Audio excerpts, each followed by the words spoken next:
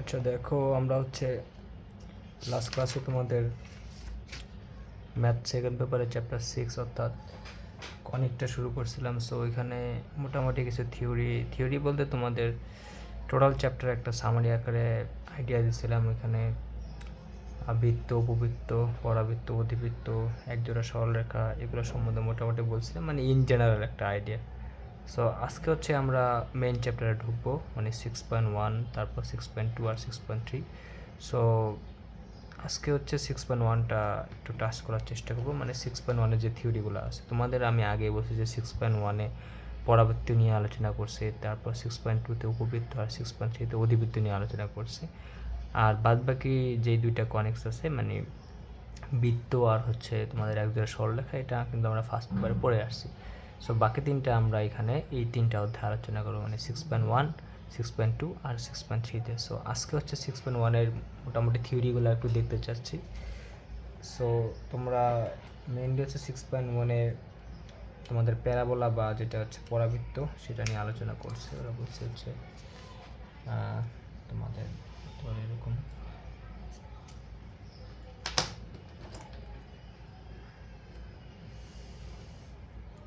এটা ধরো এরকম আমরা তোমাদের কনিক্স করতেছিলাম। সো এটা চ্যাপ্টার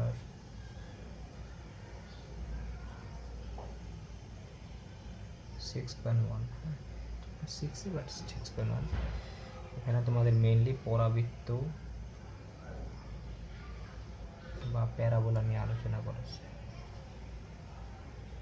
প্যারাবোলা, সো এই টপিকটা নিয়ে এখানে মেইনলি আলোচনা করি। সো তোমাদের আমি যেহেতু প্রথম ক্লাসের দিকে আর কি একটা আইডিয়া দিয়েছিলাম ছোটোখাটো, যে ইন জেনারেল একটা আইডিয়া, পরাবৃত্তটা সম্বন্ধে তোমাদের একটা আইডিয়া আছে। সো আমরা একটা সমবৃত্ত ভূমিক কোণক নিয়েছিলাম। সো এটাকে আর কি বিভিন্নভাবে কাটছিলাম, আমি না আসলে ইউক্লিড কাটছিল, দেন বিভিন্ন শ্রেণী পাইছি, ওইগুলোর একটা নাম দিয়েছি।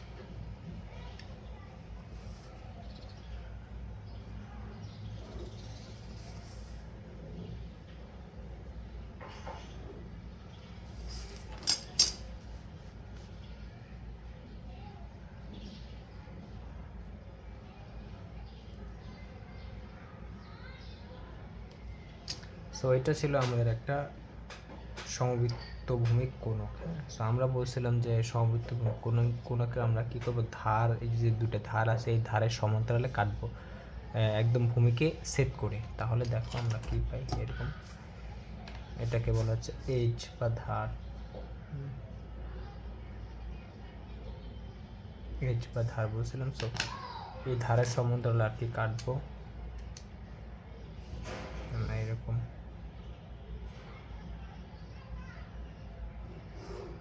মানে এই ধারের সমান্তরালে কাটলাম, তাহলে দেখো এরকম একটা শেপ, মানে ক্রস সেকশনটা যদি নেই তাহলে এরকম একটা শেপ পাবা তুমি। এটা পরাবৃত্ত,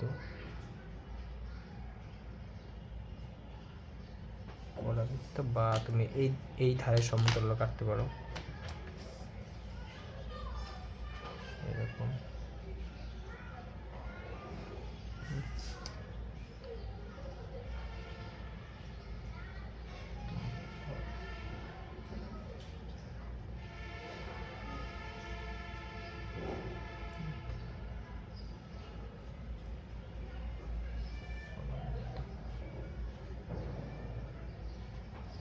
সো এই ধার দুইটার সমান্তরালে কাটছে, আর তোমাদের ভূমিকে এরকম সেট করে নিলে তাহলে আমরা কি পারবো, ওই প্রস্থ সেটটা যদি নাও বা ক্রস সেকশনটা নাও, সেটা আমরা অবশ্যই কি পাবো, একটা পরাবৃত্ত পাবো। দুইটা ধারের জন্য দুইটা পরাবৃত্ত। সো ধার সমান্তরাল কাটলে এরকম পরাবৃত্ত পাওয়া যাবে। হ্যাঁ, সো পরাবৃত্ত ছিল এরকম তোমাদের ধনুকের মতো বাঁকানো, আমি যে বলছিলাম, যদি একটু তোমাদের মনে থাকে।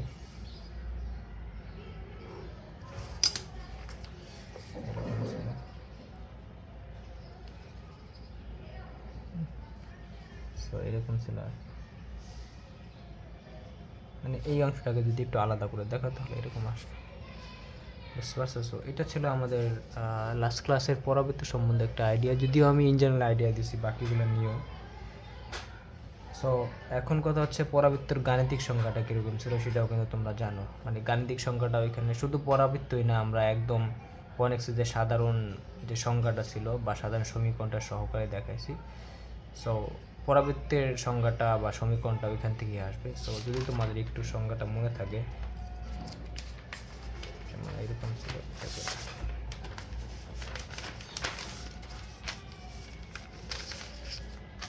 কে আসলো আবার। সো পরাবৃত্তর গাণিতিক সংজ্ঞার ক্ষেত্রে তোমাদের ধরো এরকম ছিল, যে সংজ্ঞাটা দিই,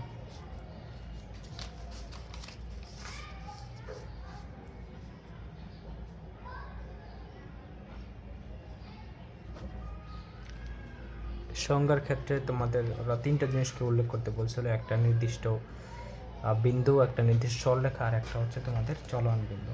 সো বিষয়টা যদি একটু মনে থাকে, আসলে এইভাবে তো এইভাবে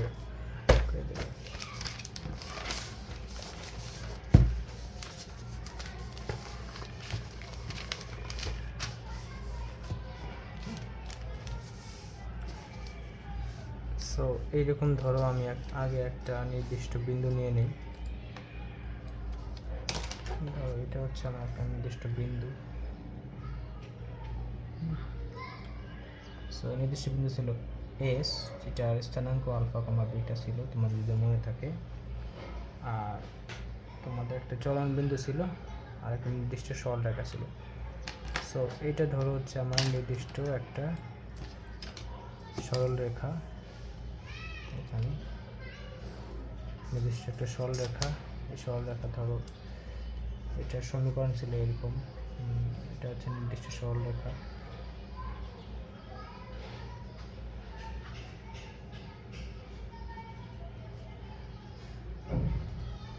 সরলরেখা এটা ছিল Lx plus My plus n equal to 0, এটা ছিল। আর এখানে ছিল তোমাদের নির্দিষ্ট বিন্দু হচ্ছে এটা।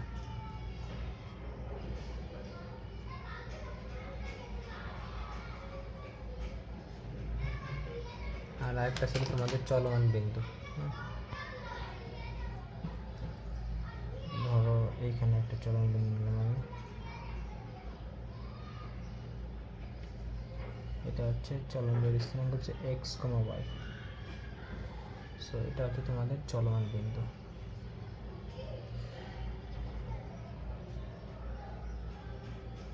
তোমরা এই সম্বন্ধে আগে থেকে জানো, কারণ আমি লাস্ট ক্লাসে তোমাদের এটা দেখাইছি। সো এখন কথা হচ্ছে, আমরা তো যে তোমাদের কনিক এর যে সাধারণ সংজ্ঞাটা দিছিলাম, সেখানে বলছিলাম যে পি বিন্দু যেহেতু একটা চলমান বিন্দু, তাহলে পি বিন্দু কি অবশ্যই চলতে থাকবে আর কি। হ্যাঁ, সো এখন সে শুধু চললেই হবে না, তাকে হ্যাঁ সে চললে এক বা একাধিক তোমাকে কী করবে, সে চললে অবশ্যই একটা যদি অসংখ্য বিন্দুর একটা সেট তৈরি করবে। এখন ওই সেটকে তো আমরা সবসময় তোমাদের ওই লোকাস বা সঞ্চারপথ বলতে পারবো না। কখন বলতে পারবো? যখন সে কী করবে, এক বা একাধিক শর্ত সাপেক্ষে চলবে, তখন আমরা পি বিন্দুর চলার পথকে বলবো লোকাস বা সঞ্চারপথ। সো এখন আমরা যে সাধারণ সংজ্ঞাটা পড়ছিলাম, তখন আমি বলছিলাম যে পি বিন্দু এমনভাবে চলতেছে যাতে পি বিন্দু হতে এই এস বিন্দু দূরত্ব আর পি বিন্দু হতে এই নির্দিষ্ট সরলরেখা দূরত্বের অনুপাত একটা ধ্রুবক হয়। হ্যাঁ, তাহলে পি বিন্দুর সঞ্চার পথকে আমরা বলছিলাম কনিক, যদি তোমাদের মনে থাকে। মানে এইটা এই পি বিন্দু হতে নির্দিষ্ট বিন্দু দূরত্ব, মানে এসপি দূরত্ব, আর হচ্ছে এই পি বিন্দু হতে নির্দিষ্ট সরলরেখার দূরত্ব, এই দুইটা দূরত্বের, এটা হচ্ছে তোমার পি এম ধরো। সো এই দুইটা দূরত্বের অনুপাত কি, এইটা এসপি বাই পি এম, এই দূরত্বের দুইটা অনুপাত একটা কি ধ্রুবক হবে, বা একটা কনস্ট্যান্ট হবে, বা একটা অঋণাত্মক সংখ্যা হবে, বা একটা ধনাত্মক তোমাদের সংখ্যা ছিল। সো এইটাকে আমরা বলছিলাম হচ্ছে একটা ধনাত্মক ধ্রুবক বা অঋণাত্মক ধ্রুবক বলছিলাম। তখন আমরা এই পি বিন্দুর চলার পথকে কি বলছিলাম, পি বিন্দু চলবে এরকম করে, পি বিন্দুর চলার পথকে বলছিলাম কনিক বা ইন জেনারেল। ঠিক আছে, সো এটা ছিল তোমাদের ব্যাপার। এখন এখানে হচ্ছে তোমাদের যে পরাবর্তীর সংজ্ঞা, এখানে এটাকে একটু নির্দিষ্ট করে দিতে হবে। ওই যে পি বিন্দু চলতেছে, চলার ফলে আমি বলছিলাম যে এসপি আর পিএম যে অনুপাত, এসপি আর পিএম মানে এই দূরত্বের অনুপাতটা একটা ধ্রুবক হবে।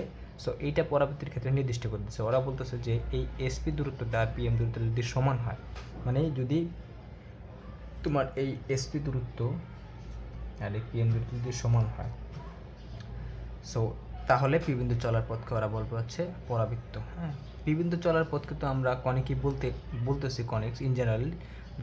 কখন বলতেছি? যখন হচ্ছে এই এসপি আর পিএম এর দূরত্বটা অনুপাত একটা ধ্রুবক হয়। হ্যাঁ, এইখানেও সেম, বাট এখানে হচ্ছে এসপি আর পিএমটা হচ্ছে সমান। ওইখানে কনেকের সংখ্যা সবসময় সমান হবে কি হবে না ওটা তো বলে না, ওটা হচ্ছে ইন জেনারেল সংখ্যা, সমান হতে পারে নাও হতে পারে, বাট যদি সমান হয় তাহলে সেটা পরাবৃত্ত হবে, মানে একটাই সংখ্যা। বুঝতে পারছো? সো এখানে কথা হচ্ছে তোমার এই পি বিন্দু যে চলতে থাকবে, পি বিন্দু চলবে। সো পি বিন্দু তোমার যেখানে থাকবে না কেন এই এসপি আর পিএম এর দূরত্ব দুটো যদি সমান থাকে তাহলে পি বিন্দু চলার পথকে আমরা পরাবৃত্ত বললাম। মানে পি বিন্দু চলতে আমরা যদি অসংখ্য বিন্দুর একটা সেট তৈরি করি, বিষয়টা এরকম। তোমার যদি একটু দেখাই, ধরো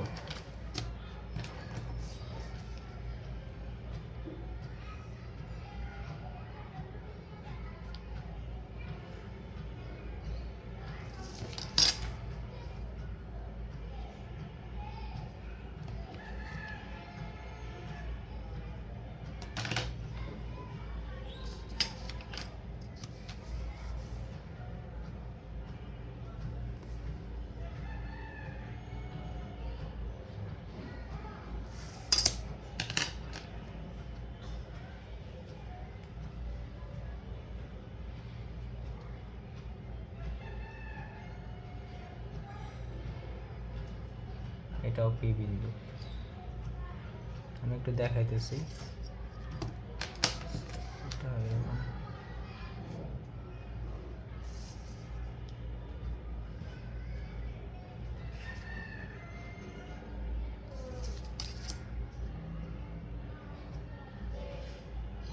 পিএম, সো বিষয়টা হচ্ছে এরকম।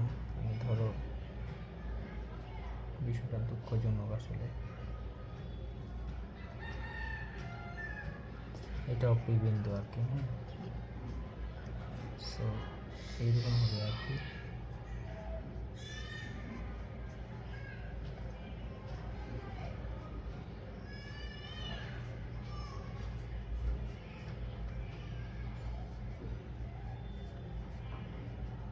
এরকম হবে আর কি। হ্যাঁ, দেখো পি বিন্দু যে চলতেছে, পি বিন্দু চলতে এখানেও আসবে। সো সব জায়গায় ওরা বলতেছে এসপি আর পিএম দূরত্বটা সমান হবে, এসপি আর পিএম দূরত্বটা সমান হবে। মানে ওরা বলতেছে যে পি বিন্দু চলতে অসংখ্য বিন্দুর একটা সেট তৈরি করবে, এই সেটের প্রত্যেকটা বিন্দু হতে এই এসপি যে বা নির্দিষ্ট বিন্দু যে দূরত্ব, এই দূরত্বটা আর এই নির্দিষ্ট সরলরেখা দূরত্বের কি সমান হবে। মানে এই পি বিন্দুর যে সঞ্চার পথটা আছে, এই সঞ্চার পথের প্রতিটা বিন্দু বা এই যে একটা অসংখ্য বিন্দুর সেট তৈরি করছে, এই সেটের প্রতিটা বিন্দু হতে এই যে নির্দিষ্ট বিন্দু এস বিন্দু দূরত্ব আর হচ্ছে নিচের সরলরেখা দূরত্ব, মানে L X plus M A plus N equal to 0, এই সরলরেখা দূরত্বে কি সমান হবে। যদি সমান থাকে তাহলে পি বিন্দুর সঞ্চার পথ বা চলার পথের নাম হবে পরাবৃত্ত। বুঝতে পারছো? তাহলে পি বিন্দুর সঞ্চার পথ বা চলার পথের নাম হচ্ছে আমার পরাবৃত্ত বা প্যারাবোলা। সেম সংখ্যা আর কি, জেনারেল সংখ্যাটাই আর কি একটু এক্সপ্রেসিভভাবে বলে দিচ্ছে এখানে। হ্যাঁ, সো কনেক্সের বেলায় ছিল আমাদের যে ইন জেনারেল সংখ্যা ছিল, সেখানে ছিল হচ্ছে তোমাদের এই এসপি আর পিএম দূরত্বের অনুপাত একটা ধ্রুবক ছিল। হ্যাঁ, সেই ধ্রুবকটাকে আমরা বলছিলাম হচ্ছে তোমাদের উৎকেন্দ্রিকতা। মানে এসপি আর পিএম যে অনুপাত, সেটা কি সবসময় একটা নির্দিষ্ট ধ্রুবক হয় বা একটা ধ্রুবক হয়, যেটাকে আমরা বলছিলাম উৎকেন্দ্রিকতা বা অ্যাকসেন্ট্রিসিটি। সো সেটা তো তোমরা আগে থেকে জানো, মানে ইন জেনারেল সংখ্যা ছিল এরকম SP by PM, SP by PM equal to একটা ধ্রুবক ছিল। এটা ছিল ইন জেনারেল, বাট এখানে আমি বলছি এসপি আর পিএমটা সমান। তো এসপি আর পিএম সমান হলে কি হয় দেখো, সেটা একটু পরে বলছি। এই যে ধ্রুবকটা ছিল, এটাকে আমরা বলছিলাম উৎকেন্দ্রিকতা,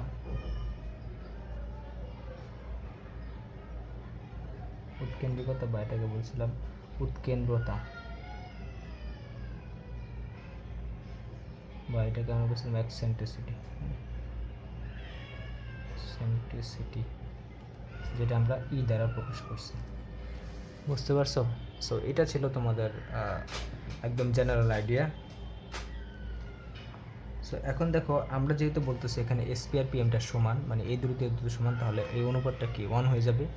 তাহলে এখানে সুতরাং তোমাদের পরাবৃত্তের ক্ষেত্রে এরকম বলতে পারবো, পরাবৃত্তের ক্ষেত্রে আমরা বলতে পারবো ই ইকুয়াল টু, যেহেতু এসপি বাই পিএম এটা তো আমি জানি, এটা ইঞ্জিনিয়ারের সংজ্ঞা, তাহলে পরাবৃত্তের ক্ষেত্রে এসপি আর পিএম যেহেতু সমান, তাহলে তোমরা বলতে পারো ই ইকুয়াল টু হবে 1, ই ইকুয়াল টু 1 হবে, যেহেতু তোমরা বলতে পারো যেহেতু এসপি ইকুয়াল টু পিএম। তার মানে পরাবৃত্তের যত অঙ্ক করবা, যত থিওরি করবা, সব জায়গায় আমার এক্সেন্ট্রিসিটির মানটা 1 ধরে নিবা, বুঝতে পারবো? পরাবৃত্তে অঙ্ক করতে গেলে সবখানে এসপি আর পিএম সমান থাকবে, তাই সব অঙ্কে তুমি ইকুয়াল টু 1 বসাতে পারবে এই চ্যাপ্টারে। হ্যাঁ, সো পি বিন্দুর সঞ্চার পথের নাম হচ্ছে, আমরা বুঝলাম পরাবৃত্ত। আর আমরা তো আগে থেকে জানি এই যে নির্দিষ্ট বিন্দুটা, এই নির্দিষ্ট বিন্দুর নাম ছিল তোমাদের উপকেন্দ্র। উপকেন্দ্র এটা লাস্ট ক্লাসে আমি দেখাইছি, বা এটাকে বলা হচ্ছে ফোকাস, ফোকাস বলে বা ফোকাস। আর এই যে নির্দিষ্ট সরল রেখাটা, এটাকে বলা হয় নিয়মিক রেখা বা দ্বিকাক্ষ রেখা, বা এটাকে বলে নিয়ামক রেখা।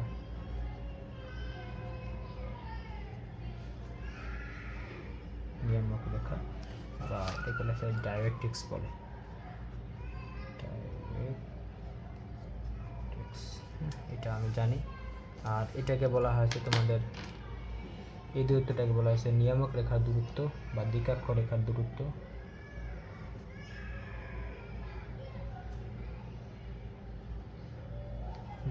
আর এটাকে বলা হচ্ছে তোমাদের এসপিটাকে বলা হয় উপকেন্দ্রিক দূরত্ব বা ফোকাস দূরত্ব।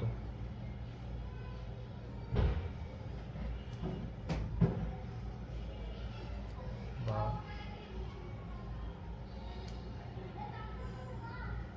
ফোকাস দূরত্ব, হ্যাঁ এটা ছিল। সো এটা ছিল তোমাদের একটা জেনারেল আইডিয়া, এগুলো তোমরা আগে থেকে জানো। এই পিএমটাকে বলা হয় দ্বিকাক্ষ রেখা দূরত্ব, আর এসপিটাকে বলা হয় তোমাদের ফোকাস দূরত্ব বা উপকেন্দ্রিক দূরত্ব। আর এই পি বিন্দুর যে চলার পথটা, এটাকে আমরা বলতেছি হচ্ছে পরাবৃত্ত বা প্যারাবোলা। হ্যাঁ, সো তোমাদের এখানে দ্বিকাক্ষ রেখা দূরত্ব আর এই উপকেন্দ্রিক দূরত্বটা সমান, তাহলে যদি দ্বিকাক্ষ রেখা দূরত্ব আর উপকেন্দ্রিক দূরত্ব সমান হয়, এই শর্ত সাপেক্ষে যদি আমার পি বিন্দু চলে, তাহলে অবশ্যই পি বিন্দু চলার পথকে আমরা কি বলবো, পরাবৃত্ত বলবো। সো এবার চলো আমরা একটু সামনে আগাই। এটা তো মোটামুটি একটা জেনারেল, এটা হচ্ছে সংজ্ঞা। হ্যাঁ, সো সংজ্ঞাটা বোঝা এই জন্য জরুরি, কারণ সংজ্ঞা থেকে বাকি জিনিসগুলো আসবে। সংজ্ঞা বুঝলে সব কিছু ইজি।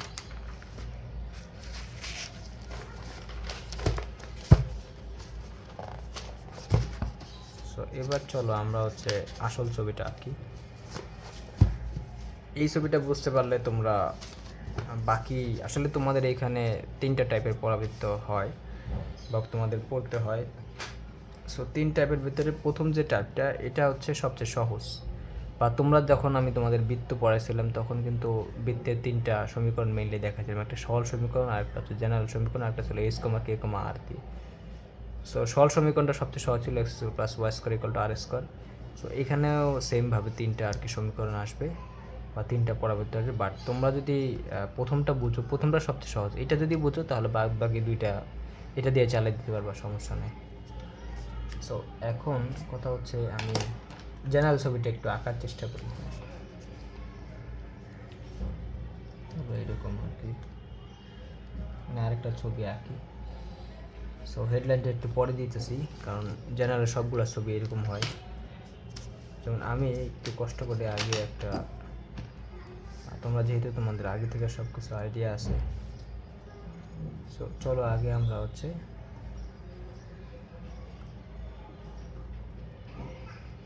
নিয়ামক রেখাটা নেই।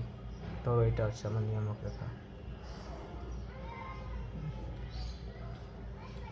এটা হচ্ছে আমার নিয়ামক রেখা। আর নিয়ামক রেখা তো আমি জানি, নিয়ামক রেখা এটাকে আমি বলে দিলাম নিয়ামক রেখা। সবগুলো ছবি আর কি এই ছবির উপর ভিত্তি করে আঁকবা, এটাকে বলে দিলাম আমি নিয়ামক রেখা। সো এরপরে আমি কি করব, নিয়ামক রেখার উপর একটা লম্ব আঁকি। এটা একটু আরেকটা কালার দেব নাকি,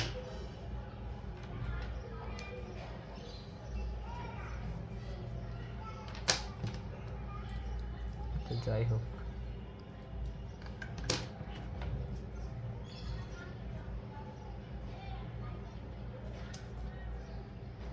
নিয়ামক রেখার উপর একটা লম্ব এঁকে দিই, এটা আর কি।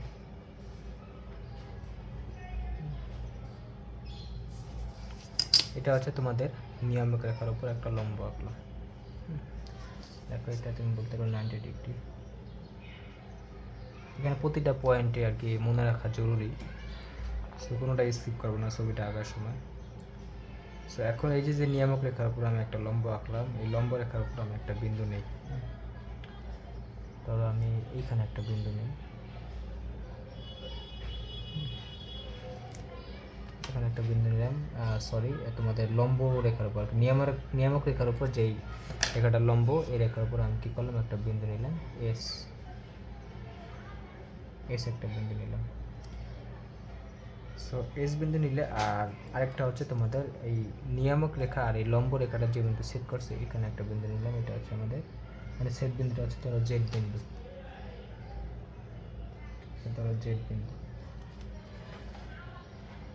বুঝতে পারছো?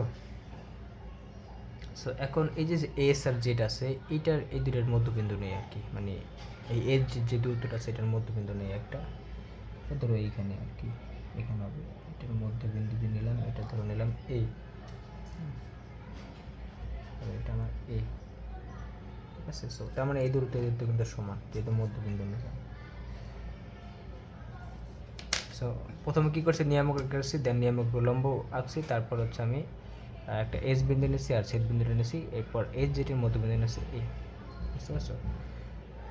সো এখন তুমি এই বিন্দু দিয়ে একটা ধনুকের মতো পরাবৃত্ত আঁকে দিতে পারো, সমস্যা নাই।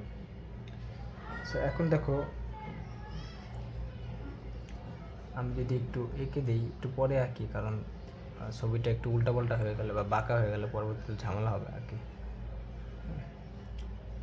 সো এখন মানে বিষয়টা কেমন হবে সেটা একটু বোঝানোর চেষ্টা করি। আচ্ছা একটু পরে বলি। সো এখন কথা হচ্ছে, আসলে ছবিটা এই বিন্দু থেকে যাবে আর কি, হ্যাঁ, এই বিন্দু থেকে যাবে এইভাবে, হ্যাঁ, এইভাবে যাবে তোমাদের পরাবৃত্তটা, বাট আমি একটু পরে দেখাই যাচ্ছি। সো এখন কথা হচ্ছে তোমাদের এই নিয়ামক রেখার উপর যে লম্বটা আছে, যদি ছবিটা এরকম করে যায়, হ্যাঁ ধরে নাও, কারণ এটা এখন আঁকা উচিত ছিল, বাট আমি একটু পরে আঁকতেছি কেন, ছবিটা যাতে সুন্দর হয়। সো যদি এইভাবে যায়, তাহলে এই যে নিয়ামক রেখার উপর যে লম্বটা, এটাকে ওরা বলে অক্ষরেখা, এটাকে ওরা বলে হচ্ছে তোমাদের অক্ষরেখা। তবে এটাকে আমি বলে দিলাম অক্ষরেখা। তার মানে এটা সবসময় মনে রাখবা যে নিয়ামক রেখার উপর যে লম্ব রেখাটা হয় সেটা হচ্ছে অক্ষরেখা। যদিও আর স্পেসিফিক সংজ্ঞা আছে, এটা একটু পরে দিতেছি। সো এখন মানে মেইন কথা হচ্ছে, আমরা যে জিনিসটা জানতাম যে আমার পরাবৃত্তটা, আমি আগেও পড়াইছি, পরাবৃত্ত হোক বা যেটাই হোক না কেন, যদি পরাবৃত্তটা আমার যেই অক্ষের সাপেক্ষে প্রতিসম, বা পরাবৃত্তটাকে আমার যে অক্ষটা দুই ভাগে ভাগ করে, বা পরাবৃত্তটার পেটের মাঝখান দিয়ে যে অক্ষটা যায় সেটাকে আমরা বলি অক্ষরেখা। তাহলে এটা হচ্ছে আমার অক্ষরেখা। সো এখন যদি এটা বুঝো, আমি ছবিটা এঁকে দিলে ভালো হতো।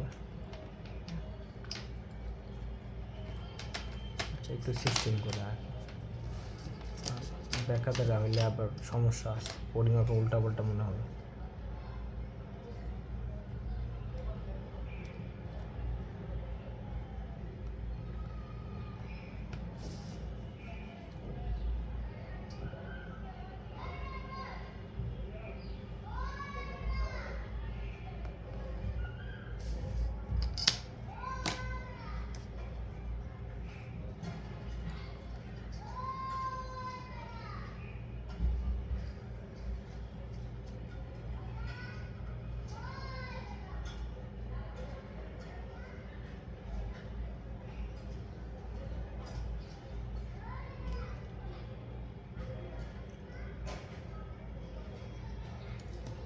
এইরকম আর কি, হ্যাঁ, এই বিন্দু দিয়ে আমি জাস্ট এঁকে দিয়েছি। সো দেখো আমার এই যে রেখাটা আছে, এটা কিন্তু আমার পরাবৃত্তের পেটের মাঝখান দিয়ে গেছে, বা বলতে পারো যে পরাবৃত্তকে সমান দুইভাবে ভাগ করছে, বা এই রেখাটার সাপেক্ষে আমার কি পরাবৃত্তটা প্রতিসম, হ্যাঁ প্রতিসম, মানে এই পাশে যা জিনিস আছে এই পাশে একই জিনিস আছে। তুমি যদি এটাকে এরকম ভাঁজ করে দাও, তাহলে একটা কিন্তু আরেকটার উপরে গিয়ে পড়বে। সো এই জন্য আমরা এটাকে বলতেছি তোমাদের পরাবৃত্তের অক্ষরেখা। হ্যাঁ,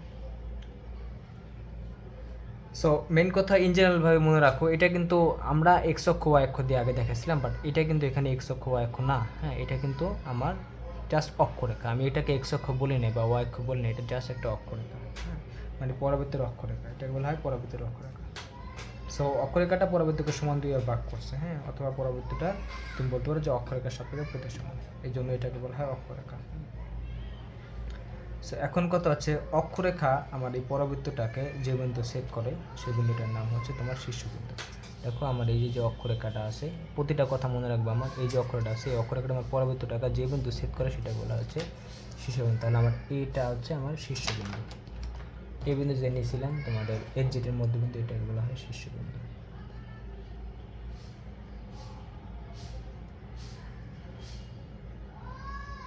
শীর্ষবিন্দু, হ্যাঁ, এই বিন্দুটাকে আমি বলতেছি শীর্ষবিন্দু, মানে পরবর্তীটাকে আমার অক্ষরেখাটা যে বিন্দু ছেদ করে। আর এই এস বিন্দুটা ছিল আমার, আমরা আগে বলছিলাম এটা হচ্ছে আমার উপকেন্দ্র, মানে ওই যে তোমার যে নির্দিষ্ট বিন্দুটা ছিল আমার উপকেন্দ্র, বুঝতে পারছো? আর এই যে জেড বিন্দুটা আছে, মানে তোমার নিয়ামক রেখা আর হচ্ছে অক্ষরেখার যে ছেদ বিন্দু, এই বা দিকাক্ষরেখার ছেদ বিন্দু, এটাকে তোমরা বলতে পারো অক্ষরেখা বা দিকাক্ষরেখার ছেদ বিন্দু, বা এটাকে এরকম বলে জেড বিন্দুটাকে বলা হচ্ছে তোমার অক্ষরেখা ও দিকাক্ষরেখার ছেদ বিন্দু। এটা জেনারেল নাম আর কি, অক্ষরেখা ও দিকাক্ষ রেখার ছেদ বিন্দু। প্রতিটা বিন্দু কিন্তু ইম্পর্টেন্ট। হ্যাঁ, অক্ষরেখা বা দিকাক্ষরেখার ছেদ বিন্দু। দেখো আমরা 3.7-এ কিন্তু একটা জিনিস পড়ছিলাম, মানে কোনো একটা বিন্দু হতে কোনো একটা সরলরেখার উপর লম্ব টানলে, মানে কোনো একটা বিন্দু হতে কোনো একটা সরলরেখা যদি লম্ব টানি, তাহলে লম্বটা সরলরেখাটা যে বিন্দুতে তোমার ছেদ করে সেই বিন্দুটাকে আমরা বলছিলাম লম্বের পাদবিন্দু। যদি তোমাদের মনে থাকে, মানে এরকম ছিল। এখানে একটু ছোটো করে দেখো, এটা হচ্ছে আমাদের একটা বিন্দু, এটা একটা পি বিন্দু। সো পি বিন্দুতে এটা একটা সরলরেখা, এটা ধরো একটা সরলরেখা,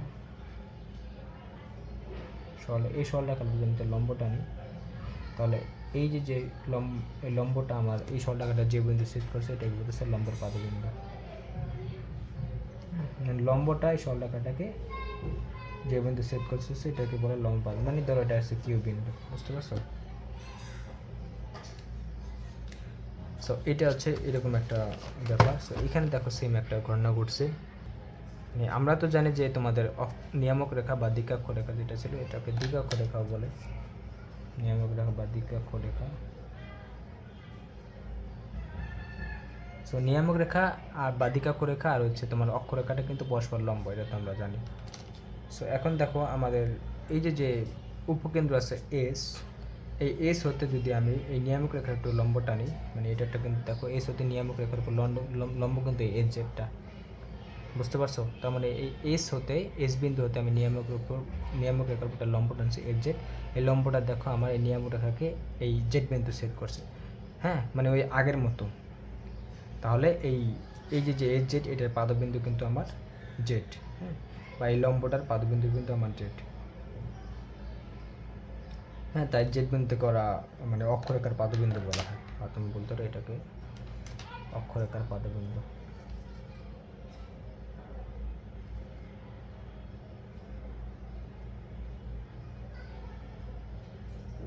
কারণ দেখো এটা ছিল আমার অক্ষরেখার নিয়ামক, তার পরস্পর লম্ব। সো এস ছিল হচ্ছে আমার ধরো উপকেন্দ্র।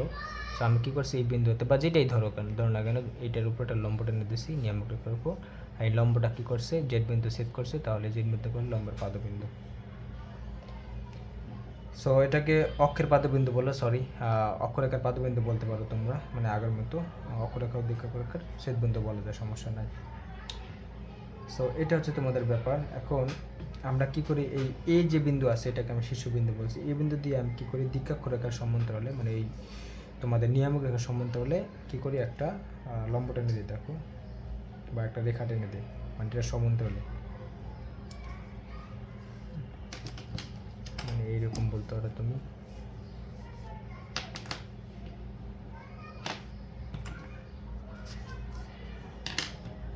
কালো কলম দিয়ে আর কি, মানে এই বিন্দু দিয়ে বা তোমাদের যে শীর্ষবিন্দু আছে এটা দিয়ে আমি কি করি দিকাক্ষরেখার সমান্তরালে একটা লম্ব টানি, বা বলতে পারো যে এই বিন্দু দিয়ে আমি কী করি, অক্ষরেখার উপর একটা লম্ব টানি, অক্ষরেখার লম্ব টেনে দিই বা একটা রেখা টেনে দিই। বা অন্য কথা তুমি বলতে পারো যে এই বিন্দু দিয়ে পরবর্তীর একটা স্পর্শক, যেটাই বল না কেন, তিনটা কথাই বলতে পারো। সো এটাকে দিলাম,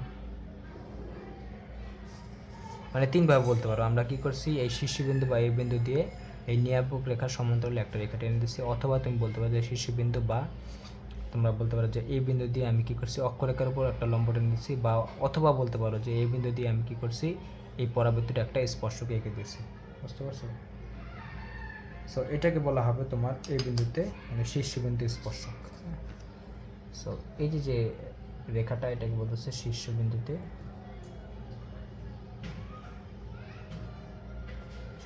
স্পর্শক। বুঝতে পারছো? প্রতিটা নাম কিন্তু ইম্পর্টেন্ট। সো এটা তিনভাবে বলতে পারো, কোনো সমস্যা নাই। সো এটা হচ্ছে ব্যাপার। আর শীর্ষবিন্দুর সংজ্ঞা তো আমরা জানি যে শীর্ষবিন্দু কি, সেটা ছিল হচ্ছে তোমাদের এই যে অক্ষরেখা আমার পরাবৃত্তটাকে যে বিন্দুতে সেট করে। আর অক্ষরেখার সংখ্যাটা কী ছিল, যে নিয়ামক রেখার উপর তোমার এরকম মেইন সংখ্যাটা যেটা, সেটা হচ্ছে তোমার দেখো নিয়ামক রেখার উপর এরকম কিন্তু অসংখ্য লম্ব টানা যায়, কোনো সমস্যা নাই। কিন্তু নিয়ামক রেখার উপর যে অসংখ্য লম্ব, যে সরলরেখা আঁকা সম্ভব, কিন্তু এর মাঝে তোমার শুধু একটা লম্বায় কিন্তু এই উপকেন্দ্র দিয়ে যাবে। দেখো সেই যে লম্বটা আর কি উপকেন্দ্র দিয়ে যাবে সেটাকে বলা হয় অক্ষরেখা। বুঝতে পারছো? মানে প্রথমেই তো আমি আগেই বলছি যে নিয়ামক রেখা আর অক্ষরেখা হচ্ছে পরস্পর লম্ব। তো আমার নিয়ামক রেখার উপর অসংখ্য লম্ব টানো যাবে এরকম করে। সো যে লম্বটা হচ্ছে আমার ওই অসংখ্য লম্বের মধ্যে যে লম্বটা একমাত্র উপকেন্দ্র দিয়ে যাবে, মানে একটা লম্বে উপকেন্দ্র দিয়ে যাবে, সেই লম্বটাকে বলা হবে অক্ষরেখা। বুঝতে পারছো? অথবা তোমরা বলতে পারো যে যে রেখার সাপেক্ষে আর কি আমার পরাবৃত্তটা প্রতিসম, সেটাকে বলা হচ্ছে অক্ষরেখা। বা তোমরা নিয়ামক রেখার উপর যে লম্বটা আর কি উপকেন্দ্র দিয়ে যায়, সেই লম্বের নাম হলো আমার অক্ষরেখা, যেভাবে বলতে পারো।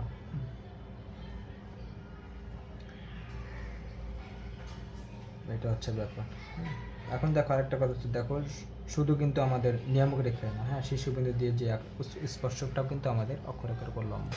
তাই এইভাবে আমি লম্বা আঁকতে পারি, বাট তোমরা এটা দেখে বুঝতে পারতেছো। সো এরপর চলো আমরা আরেকটা লম্ব টানি, সেটা হচ্ছে ধরো মানে অক্ষরেখার উপর আরেকটা লম্ব টানবো। দেখো অক্ষরেখার উপর অলরেডি নিয়ামক রেখার লম্ব আছে, শীর্ষবিন্দু স্পর্শকের লম্ব আছে, আমি আরেকটা লম্ব টানবো এইরকম। এটাও অক্ষরেখার উপর লম্ব, এরকম একটা লম্ব টেনে দিলাম উপকেন্দ্র দিয়ে আর কি। বুঝতে পারছো? উপকেন্দ্র দিয়ে আমি একটা লম্ব টেনে দিলাম। ধরো এটা হচ্ছে আমার এল প্রাইম একটা লম্ব টেনে দিলাম। তার মানে এই তিনটা রেখায় কিন্তু আমার অক্ষরেখার উপর লম্ব, বাট সে উপকেন্দ্র দিয়ে গেছে আর কি। সো এই এল প্রাইমকে বলে, মানে যেটা উপকেন্দ্র দিয়ে গেছে, এই এল প্রাইমকে ওরা বলা হচ্ছে উপকেন্দ্রিক লম্ব। এটাকে বলা হচ্ছে উপকেন্দ্রিক লম্ব। উপকেন্দ্রিক লম্ব এর প্রাইমটাকে ওরা বলতেছে উপকেন্দ্রিক লম্ব, বা ওরা বলা হয় ল্যাটাস ভেক্টম।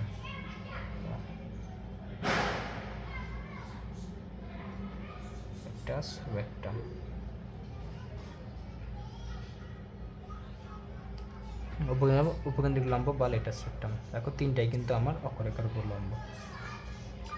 সো এখন দেখো এখানে দুইটা বিন্দু আছে, একটা হচ্ছে এল বিন্দু, একটা হচ্ছে এল প্রাইম বিন্দু। এই দুইটা বিন্দু ইম্পর্টেন্ট। সো এই যে দুটো বিন্দু আছে, এটাকে বলা হচ্ছে উপকেন্দ্রিক লম্বের প্রান্ত বিন্দু। এটা এল বিন্দু, এটাকে বলতেছি আমি উপকেন্দ্রিক লম্বের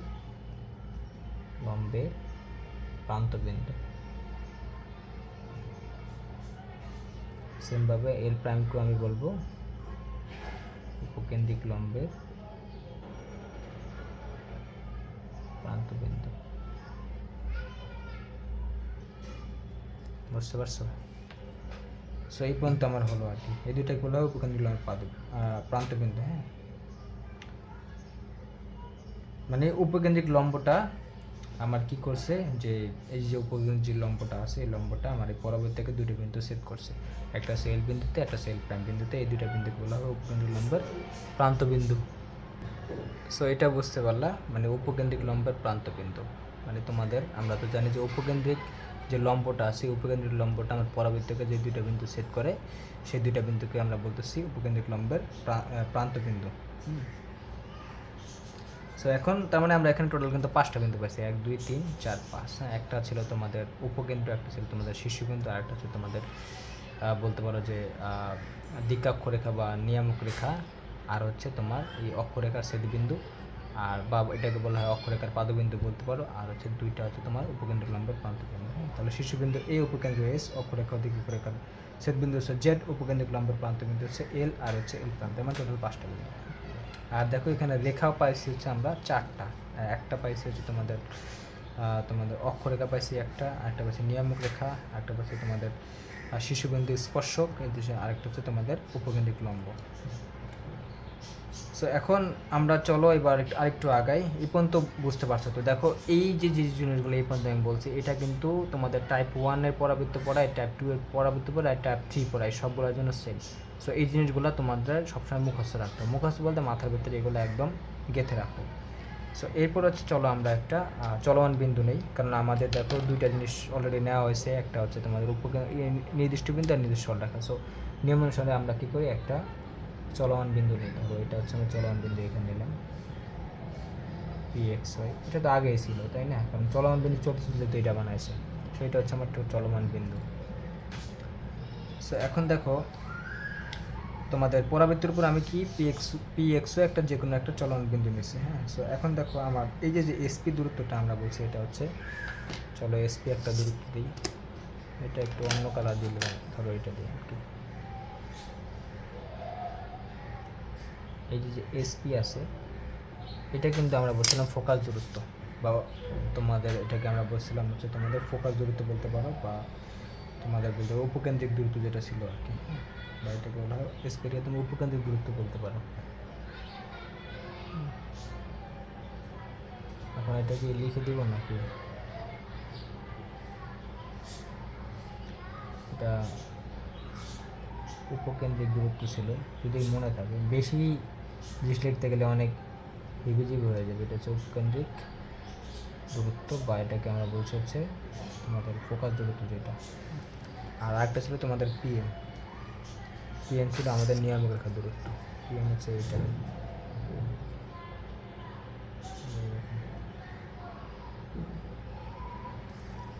চলমান বিন্দু হচ্ছে আমরা দুটো দূরত্ব জানতাম, এটা হচ্ছে আমাদের এম আছে, ধরো পিএমটা ছিল আমাদের নিয়ামক রেখার দূরত্ব।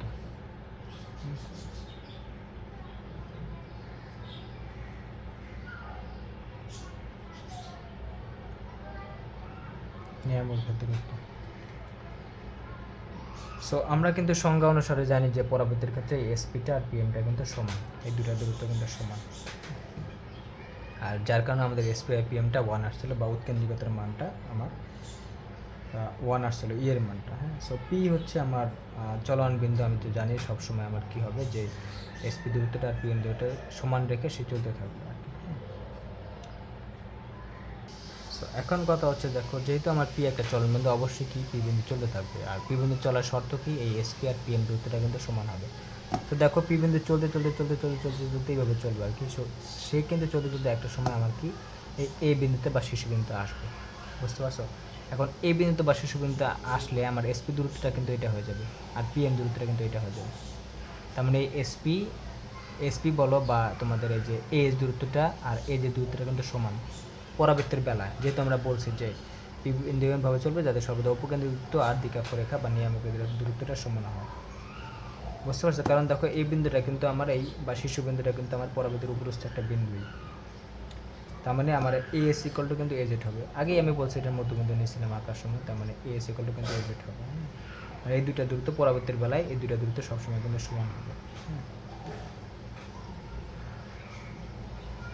তার মানে আমি বুঝতে পারলাম যে শীর্ষবিন্দু থেকে আমার এই উপকেন্দ্রের দূরত্ব এই দুইটা এএস, আর হচ্ছে তোমাদের শীর্ষবিন্দু থেকে আর দিকাক্ষরেখার দূরত্ব এজেডটা সমান। হ্যাঁ, তার মানে এ হচ্ছে আমার এই এজেডের মধ্যবিন্দু, এটা আমি বুঝতে পারলাম। তো আমরা 3টা টাইপের পরাবৃত্ত পড়বো, সব জায়গায় কিন্তু এটা সমান থাকবে, বুঝতে পারছো? মানে সবসময় এএস ইকুয়াল টু এজেড থাকবে। সো এখন আমরা যদি ধরে নিই তোমাদের এই AS equal to AZ equal to এই ধরে নিই, মানে এস বা তোমাদের এস বা এজেরটাকে আমি একটু এ ধরে নিই। হ্যাঁ, সো যদি এ ধরে নিই তাহলে দেখো মানে এটা আর কি অন্য কালার একটা করুন, এটাকে এ ধরে নিই, মানে ছোটো হাতের বা এটাকে এ ধরে নিই, কারণ দুটো তো সমানে যদি হয় তাহলে এর যেটা কিন্তু আমার টোয়াসে হয়ে যায়। মানে এটাকে আমরা এ ধরে নিয়েছি, একটু দেখাই আমি।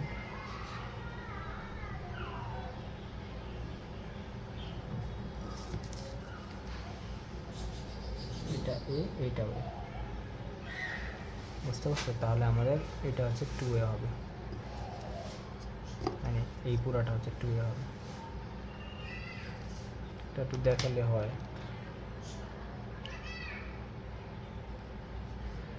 মানে বুঝতে পারতেছো এর যেটা হবে 2 আছে।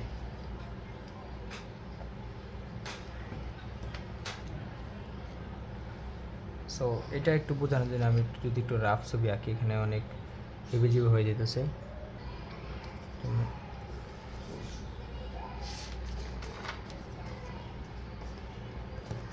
একটু রাফ ছবিতে দেখাই, এটা একটা রাফ ছবি।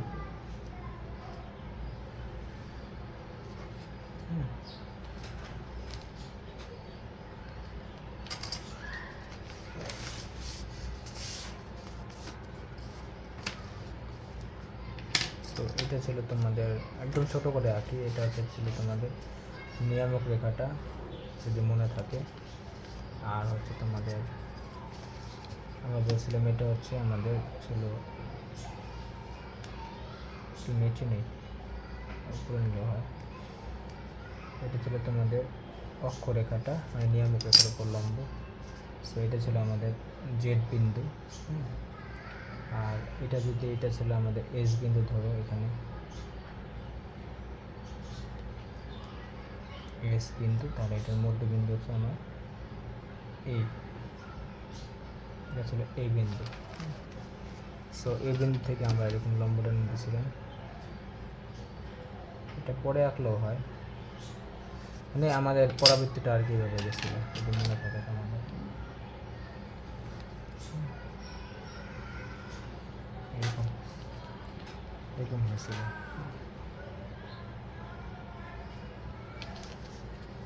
তো এটা ছিল আমাদের শীর্ষবিন্দুতে স্পর্শক,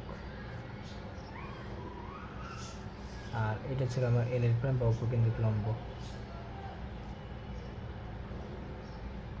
এবার তো মনে থাকলে হয় এল, এটা হচ্ছে এল প্রাইম। সো এই দূরত্বটা আমি বলছি তোমাদের এ, এটা এ, এটা এ, এটাও কিন্তু এ, তাহলে এই পুরো দূরত্বটা হবে কিন্তু 2a।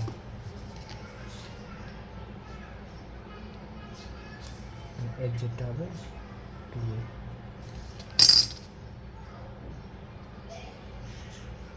2a, এটা কিন্তু আমরা বুঝতে পারতেছি, ঠিক আছে? সো এখন এল আর এর প্রাইম বিন্দু হতে আমি কী করে নিয়ামক রেখার উপর দুটা লম্বটা নিলাম। ধরো এরকম,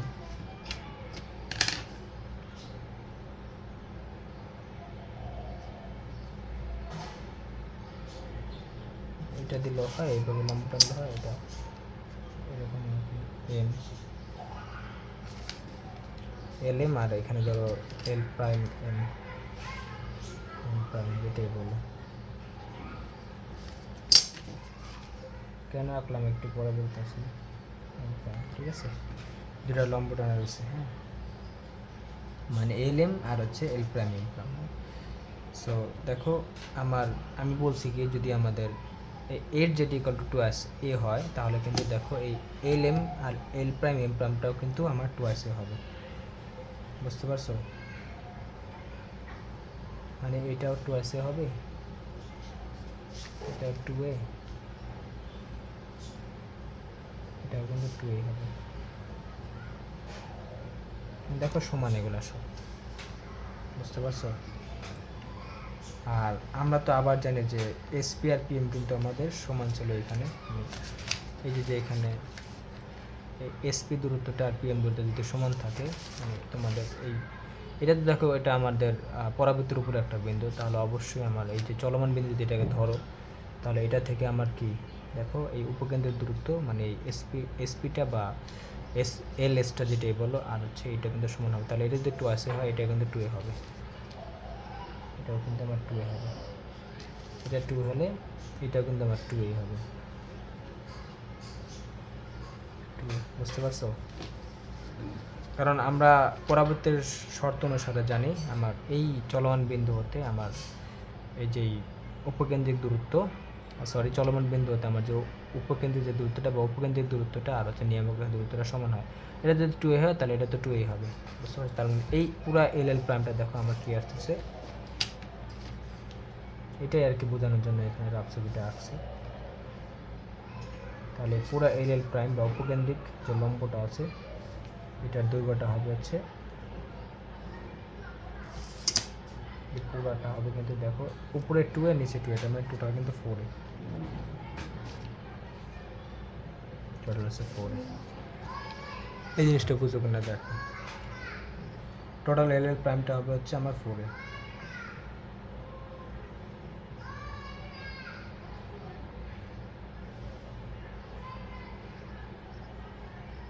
বুঝতে পারছো? তাহলে উপকেন্দ্রিক লম্বের দৈর্ঘ্য আমি পেলাম এল প্রাইমটা হচ্ছে 4 এ। সো উপকেন্দ্রিক লম্ব দৈর্ঘ্য আসলে এটা মডুলাস দেওয়া লাগবে, এটা হচ্ছে উপকেন্দ্রিক লম্বের দৈর্ঘ্য 4, একটা মডুলাস দিয়ে এ দিবা। বুঝতে পারছো? কারণ দেখো এটা তো আমার দূরত্ব তো সর্বদা পজিটিভ হবে। সো এই জন্য এতে মডুলাস হবে, কারণ এই দেখো আমার অনেক সময় দেখবা যে এই ডানে বামে গেলে আমার প্লাস মাইনাস হচ্ছে বা উপর নিচে গেলে আমার প্লাসে মাইনাসে হয়ে যাচ্ছে, তখন কিন্তু মানে এ প্লাস মাইনাস হতে পারে বাট দূরত্ব তো কখনো নেগেটিভ হয় না। সো এটা হচ্ছে ব্যাপার। হ্যাঁ, আমরা জাস্ট এমনভাবে দেখা দিচ্ছি যাতে তোমাদের এখানে সবসময় এরকম মানে এটা পজিটিভ, এখানে দেখাইলাম সবসময় তোমাদের এটা হচ্ছে পজিটিভ, ঠিক আছে এটা পজিটিভ, বাট আমরা যখন রিয়ালটা করতে যাবো তখন এরকম এর স্থানাঙ্কগুলো মাইনাস হয়ে আসবে, মানে এ কখনো আর কি নেগেটিভ হবে না। সো এখানে হচ্ছে আমাদের এটা পজিটিভ, আমরা ধরে নিয়েছি আর কি এটা পজিটিভ, এখানে মাইনাস দিয়ে আমি দেখাইনি। বুঝতে পারছো?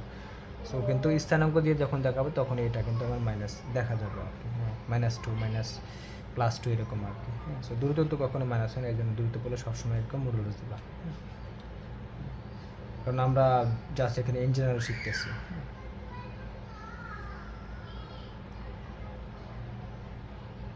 সো এটা হচ্ছে ব্যাপার, মানে যখন আমরা ইন জেনারেল শিখতে যাব তখন কিন্তু আর কি ব্যাপারটা কখনো প্লাস হবে কখনো মাইনাসে হবে, মানে তোমাদের সূত্রেও দেখতে পারবে, সমস্যা নাই।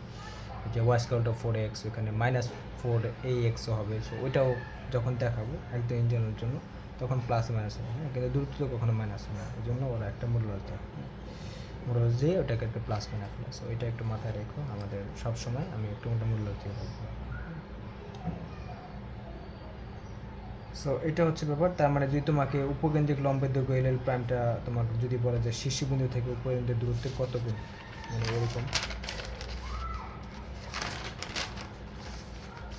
এই শীর্ষবিন্দু থেকে উপকেন্দ্রিক লম্বের কত গুণ যদি জিজ্ঞাসা, তাহলে এটা কিন্তু 4 গুণ হবে, কারণ এটা এ ছিল, এটা হচ্ছে 4। বুঝতে পারছো? যদি বলে যে উপকেন্দ্রিক লম্বের দৈর্ঘ্যটা আমার শীর্ষবিন্দু থেকে উপকেন্দ্রিক যে দূরত্ব আছে এটার কত গুণ, তাহলে এটাকে 4 গুণ হবে। বুঝতে পারছো? কারণ এটা ছিল এ, এটা হচ্ছে আমার 4 এ। বুঝতে পারছো? সো এটা হচ্ছে ব্যাপার। তাহলে এখানে তুমি কিন্তু কিছু জিনিস অলরেডি শিখে গেলা, মানে কিছু জিনিস তুমি এরকম লিখে দিতে পারো। কিন্তু এই পেজটা ফুল হয়ে গেছে, আমি একটু এখানে লিখি।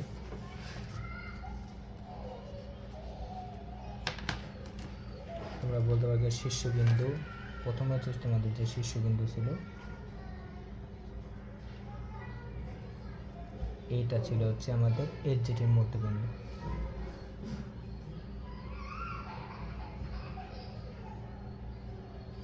তাহলে সুতরাং তুমি বলতে পারো যে আমাদের এস ইকুয়াল টু ছিল এ জেড। এই যে তোমাদের এখানে যে আমি দেখাচ্ছি এটা হচ্ছে এ জেটের মধ্যবিন্দু, তাহলে এই এসটা হবে এ জেড। এটা আমরা ধরে নিয়েছি এ, তাহলে তোমাদের সুতরাং এর জেডটা কি হবে 2a। এটা আমি এখানে দেখাচ্ছি, দেখো এর যেটা হবে 2a।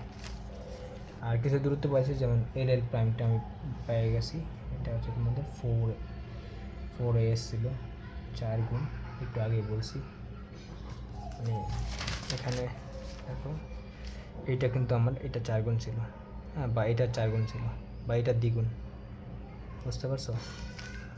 তাহলে এরকম বলতে পারো, মানে উপকেন্দ্রিক লম্বটা, বা অনেক সময় এগুলো আসে ইকুয়াল টু 4a যেটা বলতে পারো, বা এল প্রাইম ইকুয়াল টু তোমরা বলতে পারো 2s জেড, কারণ এর যেটার দ্বিগুণ ছিল, বা এল প্রাইম ইকুয়াল টু এটাই 2s জেডই,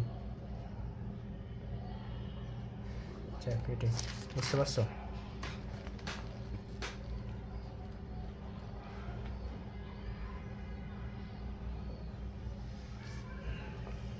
বা 2sl বলতে পারবো, এখানে 2sl দিয়ে দিই, কারণ দেখো এটার কিন্তু দ্বিগুণ হচ্ছে এটা, হ্যাঁ। সো এটা 2 হলে এটা 2 টোটাল কিন্তু 4s হলো, যে এখানে দেখাচ্ছি 2 টোটাল 4। তো এটা একটা ব্যাপার গেল। সো এখন আমরা আসলে এখনও মানে রিয়েল ছবিটা আঁকি নাই, জাস্ট নামগুলো শিখছি, নামগুলা অনেক ইম্পর্টেন্ট। সো মেন কথা হচ্ছে এতক্ষণ আমরা যেই তোমাদের ছবিটা দেখাইছি এটা হচ্ছে ইন জেনারেল পরাবৃত্তের জন্য। সো আমরা আর কি এটাকে তোমাদের যে সাধারণ না তো সরল পরাবৃত্ত ছিল, বা সরল সাধারণ পরাবৃত্ত ছিল আর কি, সেটা বানাতে চাইতেছে আর কি। মানে এই সাধারণ, এটা হচ্ছে আমার ইন জেনারেল বা সাধারণ পরাবৃত্ত ছবি। তুমি টাইপ 1 বলো, টাইপ 2 বলো, টাইপ 3 বলো, সব জায়গায় আমরা এই ছবিটাই ব্যবহার করব। সো এই সাধারণ পরাবৃত্তটাকে আমরা সরল পরাবৃত্তিতে বানাচ্ছি, মানে সবচেয়ে সহজ এটা, হ্যাঁ। সো সেই ক্ষেত্রে তুমি কী করো, এই যে অক্ষরেখাটা আছে, এই অক্ষরেখাটাকে তুমি এক্স অক্ষ বলে দাও। এই অক্ষরেখাটাকে দিয়ে আমরা বলে দিই এক্স অক্ষ, ধরো এটা হচ্ছে আবার এক্স প্রাইম, এটাকে বলে দিলাম এক্স অক্ষ। মানে অক্ষরেখাটাকে আমি জাস্ট এটাকে সাধারণ পরাবৃত্ত, সরল পরাবৃত্ত বানাতে চাইতেছি, মানে টাইপ 1-এর পরাবৃত্ত। সেক্ষেত্রে আমরা অক্ষরেখার মধ্যে এক্স অক্ষ ধরে নিলাম, আর শিশুবিন্দু যে স্পর্শকটা আছে সেটাকে আমি ওয়াই অক্ষ ধরে নিই, ওয়াই প্রাইম, বুঝতে পারছো? শীর্ষবিন্দুতে যে স্পর্শকটা আছে সেটাকে ধরলাম ওয়াই অক্ষ, তাহলে অক্ষরেখা এক্স অক্ষ আর শীর্ষবিন্দু স্পর্শকটা ওয়াই অক্ষ, তাহলে সাথে সাথে আমার এই পরাবৃত্তটা হবে তোমাদের টাইপ 1-এর পরাবৃত্ত, বুঝতে পারছো? এটা হবে সরল পরাবৃত্ত বা টাইপ 1-এর পরাবৃত্ত, সাথে সাথে এটা হয়ে গেল তোমাদের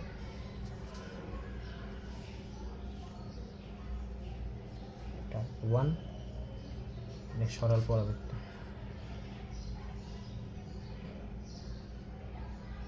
তার মানে যেহেতু এতক্ষণ আমি জেনারেলটা পড়াইছি, তার মানে বুঝতে পারছো যে মেনলি টাইপ 1-এর পরাবৃত্ত হবে নাকি টাইপ 2 নাকি টাইপ 3, এটা কিন্তু মেনলি আসবে এই অক্ষরেখা আর হচ্ছে তোমাদের এই শিশুবিন্দু স্পর্শক, এই দুটোর উপর মানে ডিপেন্ড করে, বা নিয়ামক রেখার উপর ডিপেন্ড করে। দেখো অক্ষরেখা এক্স অক্ষ নিয়েছি বলে আমার কী হয়েছে, এখানে টাইপ 1 হয়ে গেছে আর কি। সো পরবর্তীতে আমরা যখন টাইপ 2 দেখাবো, ওইটার অক্ষরেখা হয়তো তোমাদের এক্স অক্ষ ওয়াই অক্ষ থাকবে না, আলাদা কিন্তু থাকবে, বা টাইপ 3 যখন দেখাবো তখন কিন্তু ওই অক্ষরেখা বলো বা দিক অক্ষরেখা বলো, এগুলো কিন্তু এক্স অক্ষ ওয়াই অক্ষ থাকবে না। সো যেহেতু এটা এক্স অক্ষ ধরে নিয়েছি, এটা ওয়াই অক্ষ ধরে নিয়েছি, এটাকে ওয়াই অক্ষ, তাহলে অবশ্যই আমাদের শীর্ষবিন্দুটা কিন্তু হয়ে যাবে মূল বিন্দু। এটা আরেকটা কালার যদি নিতে পারতাম, লাল কালার আছে, এটা হয়ে যাবে আমাদের মূল বিন্দু। যেহেতু এটাকে এক্স অক্ষ ধরে নিয়েছি, এটাকে ওয়াই, তাহলে শীর্ষবিন্দুটা হয়ে গেছে কিন্তু আমার মূল বিন্দু, বুঝতে পারছো? অর্থাৎ এই জিনিসটা বুঝতে পারলাম যে আমার সরল পরাবৃত্তিতে বা টাইপ 1-এর পরাবৃত্তিতে শীর্ষবিন্দুটা থাকে আমার মূল বিন্দু, এটা মুখস্থ রাখবা, হ্যাঁ।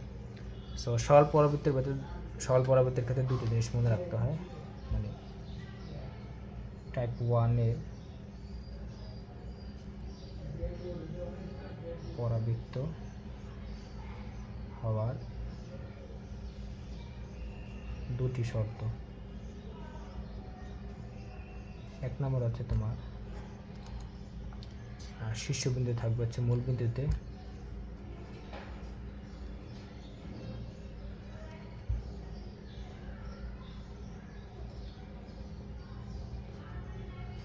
মূল বিন্দু থাকবে। আর 2 নম্বর হচ্ছে তোমাদের অক্ষরেখাটা হবে এক্স অক্ষ অথবা ওয়াই অক্ষ, হ্যাঁ।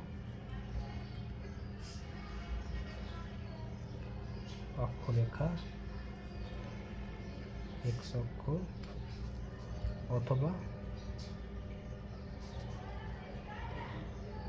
ওয়াই অক্ষের সাথে মিলে যাবে। তো এটা এক্স অক্ষের সাথে মিলে গেছে। সামনে পরবর্তী আমি এরকম দেখাবো আর কি, ওটা দেখবা অক্ষরেখাটা হবে ওয়াই অক্ষ, অক্ষের সাথে মিলে যাবে। সো এই দুইটা শর্ত, বুঝতে পারছো? সো পরে একটা ছবি দেখাবো, যেটা হচ্ছে তোমাদের অক্ষরেখাটা ওয়াই অক্ষের সাথে মিলে যাবে। হ্যাঁ, সো শীর্ষবিন্দু হবে সর্বপ্রথম শীর্ষবিন্দু হবে আমার কি মূল বিন্দু আর কি। আর তোমাদের যেই অক্ষরেখাটা হবে এটা হবে এক্স অক্ষ, না হয় ওয়াই অক্ষ। সো শীর্ষবিন্দু 0 0 হলে এবার কিন্তু আমরা স্থানাঙ্কগুলো বের করতে পারবো, যেহেতু এটাকে আমি 0 0 ধরছি। সো এবার চলো আমরা হচ্ছে যেহেতু শীর্ষবিন্দুটা 0 0 ধরে নিয়েছি বা মূল বিন্দু, তাহলে আমরা বাকি যে স্থানাঙ্কগুলো আছে বা পরিমাপগুলো আমরা এখন করতে পারবো। সো এখন মেন কথা হচ্ছে, দেখো আমাদের এই এটা নেই, দেখো এখানে এই ও এসটা আছে, এটা কিন্তু হবে প্লাসে, কারণ এটা হচ্ছে আমার তোমার ওয়াই অক্ষের ডানে, তাহলে এটা হবে প্লাসে। আর এই যে তোমার এটা আছে তোমাদের এই ও যেটা আছে, এটা কিন্তু হবে মাইনাসে, কারণ এটা হচ্ছে মূল বিন্দু থেকে বামে। এটা বুঝতে পারবো। সো যদি এটা হয় তাহলে আমরা কিন্তু স্থানাঙ্কগুলো বের করতে পারি। তাহলে উপকেন্দ্রের স্থানাঙ্কটা কী হবে দেখো, এটা হবে তোমাদের a,0, বুঝতে পারছো? আর তোমাদের এটার স্থানাঙ্ক কী হবে, মানে জেডের স্থানাঙ্ক হচ্ছে -a,0, বুঝতে পারছো? আবার সেমভাবে তোমাদের যে এই কোথায় গেল এই এ সেলটা, এটা ছিল আমাদের 2a, তাহলে এটা কী হয়ে যাবে প্লাসের 2a, এটা হবে আমাদের বলতে হবে +2a, আর এটা হয়ে যাবে তোমাদের মানে এস এল প্রাইম যেটা হবে, এটা হচ্ছে তোমাদের -2a, -2a এরকম হবে যদি স্থানাঙ্কটা চিন্তা করি। সো এখানে আসলে আমরা দূরত্ব মাপতেছি না। দেখো অনেকে বলতে পারো যে ভাই এটা তো 2a ছিল, এটাও 2a ছিল আগেরটা, ওটা তো আমরা দূরত্ব মাপছিলাম আগের এটা দিয়ে, বাট এখানে আমরা হচ্ছে স্থানাঙ্কগুলো মাপতেছি। সো স্থানাঙ্ক মাপলে অবশ্যই প্লাস মাইনাস সাইন দিতে হয়। তাহলে আমাদের এই যে এলটা আছে, এটার স্থানাঙ্কটা কী হবে দেখো, এটা এ পর্যন্ত হচ্ছে a, আর এটা হচ্ছে তোমাদের 2a, তাহলে a,2a, এটা হচ্ছে আমার এটার স্থানাঙ্ক। সেমভাবে এ পর্যন্ত হচ্ছে a, এল প্রাইমটা, আর নিচে হচ্ছে -2a, তাহলে এটা হবে তোমাদের a,-2a, এরকম হবে। মানে এল প্রাইম বা উপকেন্দ্রিক লম্বের দুইটা প্রান্ত কিন্তু আমরা বের করে ফেললাম। সো আসলে দেখো দূরত্বগুলো বুঝতে পারলে তোমরা স্থানাঙ্কগুলো অটোমেটিক বুঝে যাবে। সো আমরা মোটামুটি 4টা স্থানাঙ্ক বের করে ফেলছি। দেখো আমাদের এইটাই কিন্তু মানে দরকার ছিল। তোমাদের এসটা আমরা পেয়ে গেছি, উপকেন্দ্র পেয়ে গেছি, শিশুকেন্দ্র আমি ধরেই নিয়েছি, তারপরে জেডটা পেয়ে গেছি, এরপরে তোমাদের এল আর এল প্রাইম পেয়ে গেছি। সো 4টা আমাদের বিন্দু পাওয়া শেষ। এরপরে তোমাদের সমীকরণগুলো লাগে আর কি, মানে এখানে দেখো আমাদের সবগুলা অক্ষরেখার সমীকরণ হোক, তারপর দ্বিকাক্ষরেখার সমীকরণ হোক, তারপর শিশুবিন্দু স্পর্শক হোক বা উপকেন্দ্র উল্লম্ব হোক, সবগুলো সমীকরণ লাগবে।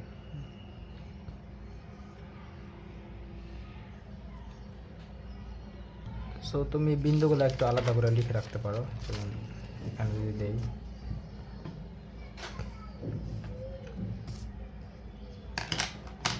আমাদের 1 নম্বর শীর্ষবিন্দুর স্থানাঙ্ক,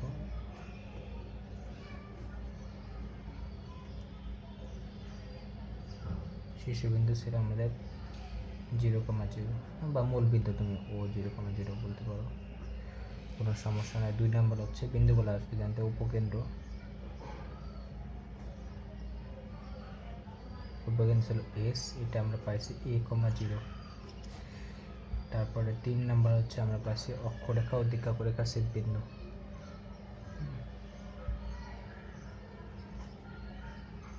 অক্ষরেখা ও নিয়ামক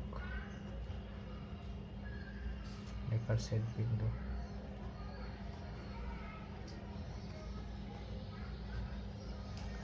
রেখার ছেদ বিন্দু এটা আমরা পাইছি জেড, এটা ছিল আমাদের -a,0, আর আরেকটা ছিল তোমাদের উপকেন্দ্রিক লম্বের প্রান্ত বিন্দু,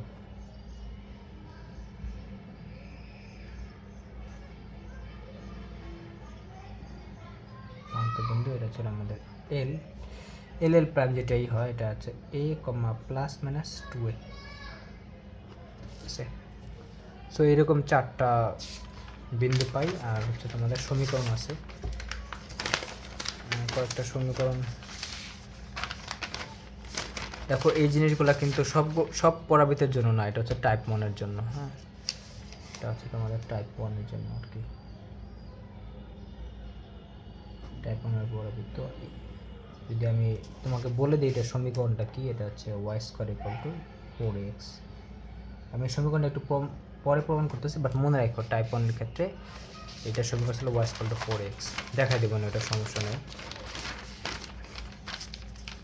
তো সেমভাবে তোমরা একটু সমীকরণগুলো দেখতে পারো। আগে এখান থেকে দেখাই। দেখো অক্ষরেখাটা কিন্তু আমার একদম x অক্ষের সাথে মিলে গেছে, তাহলে এটার সমীকরণ হবে কি y = 0, কারণ আমরা জানি x অক্ষের সমীকরণ হচ্ছে y = 0। সো এটাও তোমরা একটু বলে দিতে পারো। অন্য একটা কালার নিতে ভালো হতো, আর কালার তো মনে হয় না আছে। আচ্ছা, এটা দিয়ে দিই। এটা হচ্ছে আমার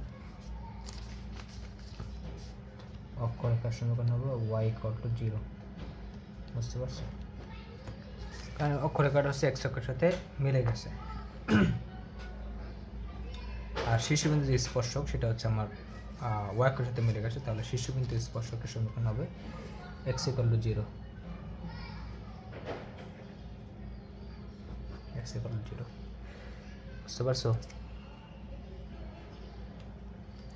আর হচ্ছে তোমাদের y অক্ষের সমান্তরাল, আর আমরা তো জানি যে y অক্ষের সমান্তরাল যে সরলরেখা হয় এগুলা মানে y অক্ষের সমান্তরাল যে কোনো সরলরেখার সমীকরণ হয় x = একটা ধ্রুবক, আর x অক্ষের সমান্তরাল যে কোনো সরলরেখার সমীকরণ হয় হচ্ছে তোমাদের y = একটা ধ্রুবক।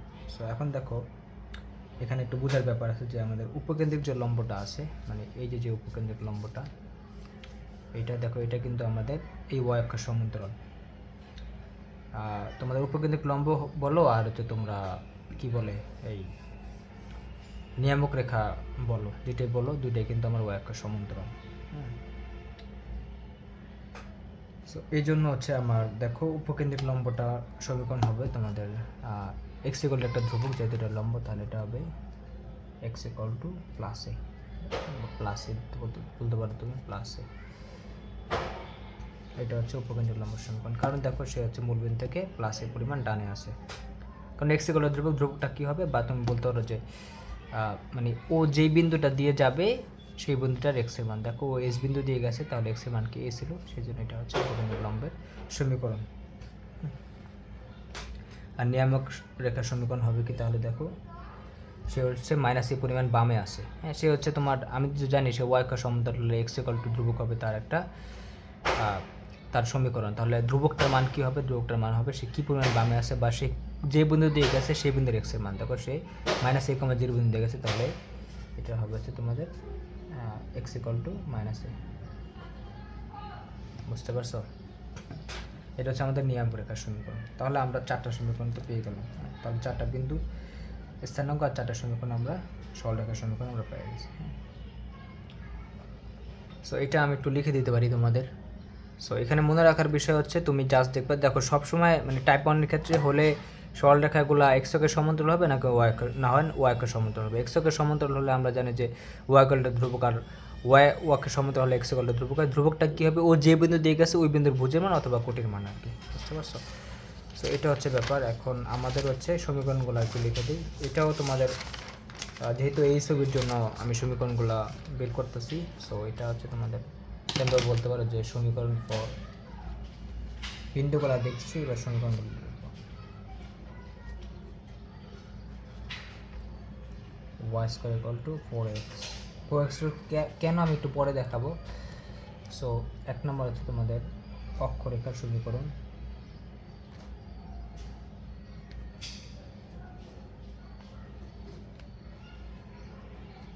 অক্ষরেখার সমীকরণ এটা হচ্ছে তোমাদের y = 0, কারণ এটা ছিল আমার x অক্ষ। তারপর তোমাদের 2 নম্বর হচ্ছে ওরা বলে শীর্ষবিন্দু স্পর্শকের সমীকরণ।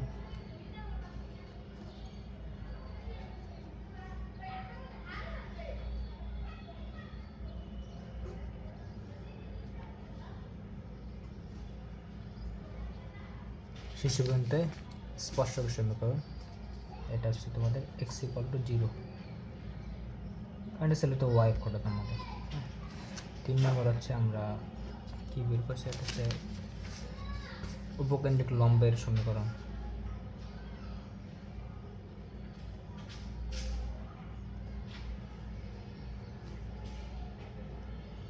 এটা বের করেছিলাম তোমাদের এক্স ইকুয়াল টু প্লাস এ বা শুধু এ বলতে পারো, সমস্যা নেই। আর হচ্ছে তোমাদের নিয়ম করে বা দ্বিঘাক্ষরেখার সমীকরণ।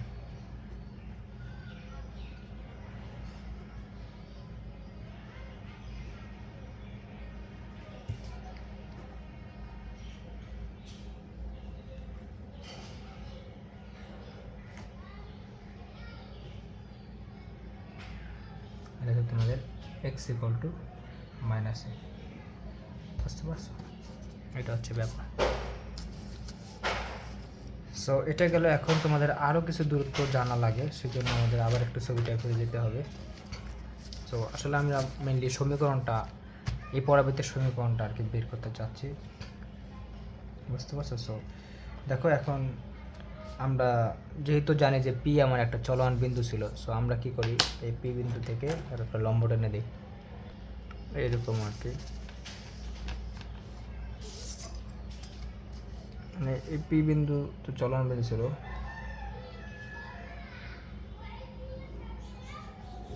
পি বিন্দু থেকে ধরো পি কিউ লম্ব টেনে দিই একটা এক্স অক্ষের উপর, লম্ব পি কিউ লম্ব টেনে দিই। তাহলে দেখো অনেকগুলো দূরত্ব, এবার এক্স এর দূরত্ব আর ওয়াই এর দূরত্বটা বের করো, মানে কোনটা হবে সেটা একটু বোঝার চেষ্টা করো। তো দেখো আমার এই যে ও কিউ, এটা কিন্তু আমার এক্স। এই যদি একটু আর কোন না তো কালার নাই, একটু বোঝার চেষ্টা করো। এটা হচ্ছে আমাদের এই ও কিউ দূরত্বটা হবে এক্স, এখান থেকে একটু নিচে নিই।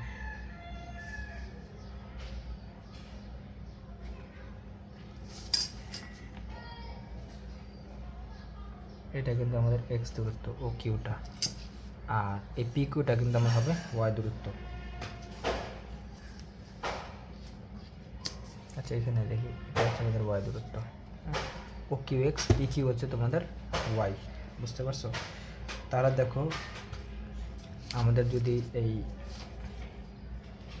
আমরা তো জানি যে দেখো এখানে এই ও জেড ইকুয়াল টু ছিল আমাদের এ, হ্যাঁ, বা ও জেড বলো বা এ জেড বলো, এটা কিন্তু ছিল আমাদের মাইনাস এটা, বা দূরত্বটা যদি চিন্তা করো এটা কিন্তু আমার এ ছিল।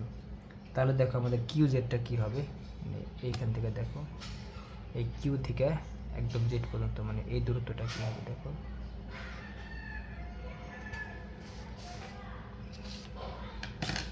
মানে তোমার এই পুরো দূরত্বটা আর কি। এটা এখন কীভাবে দেখাবো, মানে এই দূরত্বটা দেখো, এইটা তুমি জানো এক্স, এটা এক্স আর এটা জানো এ, তাহলে পুরোটা কী হবে এক্স প্লাস এ, তাহলে হচ্ছে এক্স প্লাস এ, বুঝতে পারছো? মানে কিউ জেডটা হচ্ছে তোমার এক্স প্লাস এ। আর আরেকটা হচ্ছে তোমাদের ধরো এই পি আছে, আর হচ্ছে তোমাদের ধরো মানে দেখো এইটা যদি আমাদের এক্স প্লাস এ হয়, তাহলে পি এমটা তো এক্স প্লাস এই হবে, তাই না? মানে ও যে এই কিউ যেটা যদি এক্স প্লাস এ হয়, আমাদের এই পি এমটা কিন্তু এক্স প্লাস এই হবে, বুঝতে পারছো? আর আমরা তো জানি এসপি ইকুয়াল টু পিএম ছিল, এটা তো আমরা আগে, এসপি আর পিএমটা কিন্তু সমান ছিল, এটা কিন্তু আমরা আগে থেকে জানি যে এসপি আর পিএমটা কিন্তু আমাদের, এই এসপিটা আর পিএমটা কিন্তু আমাদের সমান ছিল, কারণ পরবর্তীর ক্ষেত্রে এটা আসলে, তাহলে এসপিটা কিন্তু হয়েছে আমাদের এক্স প্লাসে। তাহলে এখানে এরকম লিখতে হবে এসপি ইকুয়াল টু এক্স প্লাসে, কারণ আমরা তো শর্ত অনুসারে জানি এই দূরত্ব সমান, তাহলে এটা যদি এক্স প্লাসে হয় এটাও কিন্তু এক্স প্লাসেই হবে, বুঝতে পারছো? এখন দেখো যদি এটা হয় আমাদের, এটা কিন্তু একটা সমকোণী ত্রিভুজ হয়ে গেছে, এই যে এটা একটা সমকোণী ত্রিভুজ হয়ে গেছে। আর তোমরা বলতে পারো যে পি কিউ এস, এটা বলতে পারো একটা সমকোণী ত্রিভুজ হয়ে গেছে। সো এই সমকোণী ত্রিভুজটা, মানে এই পি কিউ এস, এই সমকোণী ত্রিভুজটার তিনটা বাহু কিন্তু আমরা জানি, মান কিন্তু আমরা দেখো তোমাদের অতিভুজ ছিল কি এক্স প্লাসে, আর লম্বটা ছিল কি আমাদের ওয়াই, আর এটা কি দেখো, এটা কি হয় দেখো, আমাদের এক্স ছিল এটা, মানে এটা হচ্ছে এক্স, আর এটা কিন্তু এ, তাহলে এক্স থেকে এ বাদ দিলে কিন্তু এতে থাকে, তাহলে এটা কিন্তু এক্স মাইনাস এ হয়, মানে ভূমিটা হয় এক্স মাইনাস এ।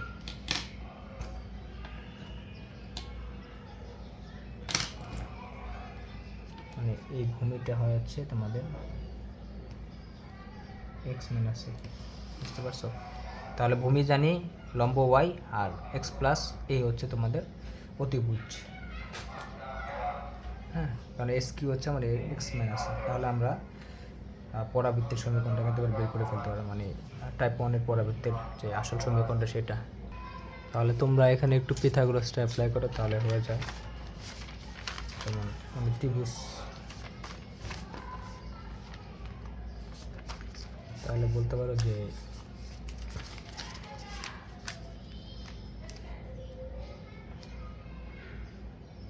ত্রিভুজ এস পি কিউ এই পিথাগোরাস অ্যাপ্লাই করে, পিথাগোরাস উপপাদ্য। তাহলে এখানে হবে S Q square equal plus P Q square equal to S P square. মানে এই এস কিউ স্কোয়ার তোমাদের আর হচ্ছে তোমাদের পি কিউ স্কোয়ার ইকুয়ালটা হবে এটা স্কোয়ার, মানে এস পি স্কোয়ার। তাহলে মানটা বসাই দাও তুমি, এস কিউ জানো হচ্ছে এক্স মাইনাস এ, তাহলে এক্স মাইনাস এ whole square plus P Q ছিল Y square equal to S P ছিল তোমাদের এক্স প্লাস এ হোল স্কোয়ার, এরকম ছিল। সো তাহলে দেখো এটা কীরকম আসে, বা আমি একটু ওয়াই স্কোয়ারটা রেখে দিই, y square equal to x plus A whole square minus x minus A whole square. দেখো এটা কিন্তু আমাদের a plus B whole square মাইনাসের এ মাইনাস বি হোল স্কোয়ার মতো হয়ে গেছে। হ্যাঁ, সো তার মানে কিন্তু আমাদের 4ab সূত্র ছিল। তাহলে তুমি বলতে পারো Y square equal two 4ab সূত্র, মনে হচ্ছে 4 এ হচ্ছে এক্স, বা এটা একটু সাজায় লিখলে হয়, 4x লিখে দিলেই হয়। এটাই ছিল আমাদের আসল, এটাই দরকার ছিল আর কি। প্লাস 4ab সূত্র হচ্ছে X plus A plus B whole square মাইনাসের এ minus B whole square. So এটাই ছিল আমাদের, এটাকে ওরা বলে যে পরাবৃত্তের সহজ সমীকরণ।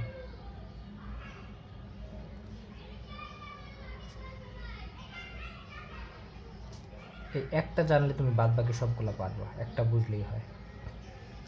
এটাই পরাবৃত্তের সহজ সমীকরণ, এটাই আমাদের এতক্ষণ দেখো। এই যে এতক্ষণ যে আমি তোমাদের সমীকরণ লিখে দিয়েছি, এটা কিন্তু ওয়াই স্কোয়ার টু 4x এর জন্য, বা এখানে বিন্দুগুলো রেখে দিয়েছি তোমাদের, এটা কিন্তু আমাদের type Y square two 4x এর জন্য, বুঝতে পারছো?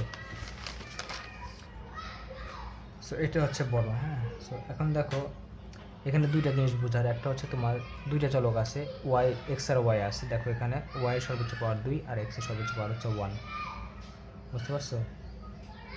মানে পরবর্তী সরল সমীকরণে একটা চলকের সর্বোচ্চ পাওয়ার থাকে 2 আর একটা চলকের সর্বোচ্চ পাওয়ার থাকে 1, বুঝতে পারছো? মানে এক্স এর পাওয়ারটা 1 আর ওয়াই এর পাওয়ারটা 2। তার মানে সবসময় মনে রাখবো যে পরাবৃত্তের সরল সমীকরণে কী হয়, আমার একটা চলকের সর্বোচ্চ পাওয়ার থাকে 2 আর একটা চলকের সর্বোচ্চ পাওয়ার থাকে 1, বুঝতে পারছো? সো তার মানে আমি এখানে একটু লিখে দিই যে ওয়াই সর্বোচ্চ ঘাত, কীভাবে চিনতে পারবে যে টাইপ 1 এর পরাবৃত্ত ওয়াই এর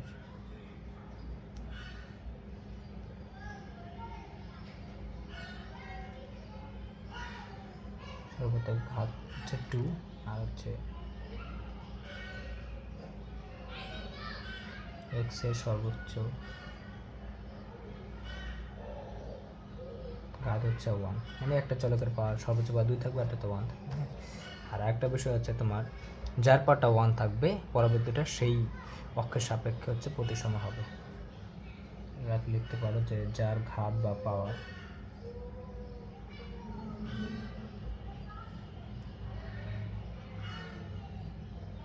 ওয়ান পরবর্তীটি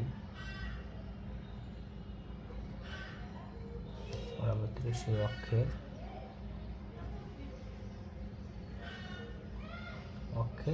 সাপেক্ষে বা অক্ষরেখাটা সাপেক্ষে প্রতিসম, বা অক্ষরেখাটা হচ্ছে সেই অক্ষ বরাবর হবে। হ্যাঁ, তাহলে এখানে বলতে পারো যে এখানে এক্স এর ওয়ান, তাই পরাবৃত্তটি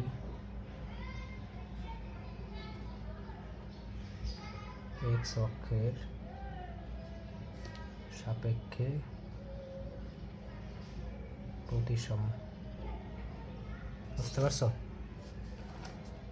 সো এটা হচ্ছে ব্যাপার, যার পর ওয়ান থাকবে পরাবৃত্তটা সেই অক্ষের সাপেক্ষে বা তার সাপেক্ষে প্রতিসম। হ্যাঁ, সো এটা হচ্ছে আমাদের পরাবৃত্তের একটা মানে সহজ সমীকরণ। হ্যাঁ, আর আমরা মানে যে স্থানাঙ্কগুলো বের করছি এখানে সবগুলো ছিল y=4x এর জন্য, আর যে সমীকরণগুলো বের করছি এটা হচ্ছে y=4x এর জন্য। মানে যদি y=4x হয় তখন আমাদের অক্ষরেখার সমীকরণ y=0। হ্যাঁ, আর শিশুবিন্দু স্পর্শকের সমীকরণ তো আমরা দেখছি x=0 হয়। যাই হোক, সবগুলো বুঝতে পারছো আর কি। সো টাইপ 1 এর পরবর্তীর জন্য আমরা কিন্তু সমীকরণ পাচ্ছি 4টা, দেখো 1 2 3 4। আবার টাইপ 2 এর জন্য আমরা আর কি মানে সমীকরণ আরও 4টা পাবো, টোটাল 8টা হবে আর কি। ঠিক আছে, টাইপ 1 এর জন্য এখানে আমাদের 4টা পাইছি, টাইপ 2 এর জন্য আমাদের কি আর 4টা আছে। সো এখন কত হচ্ছে ভাই, অনেকে মনে করো যে ভাই দেখো এখানে টাইপ 1 এর ক্ষেত্রে সমীকরণ আমি 4টা মুখস্থ করছি, ভালো কথা।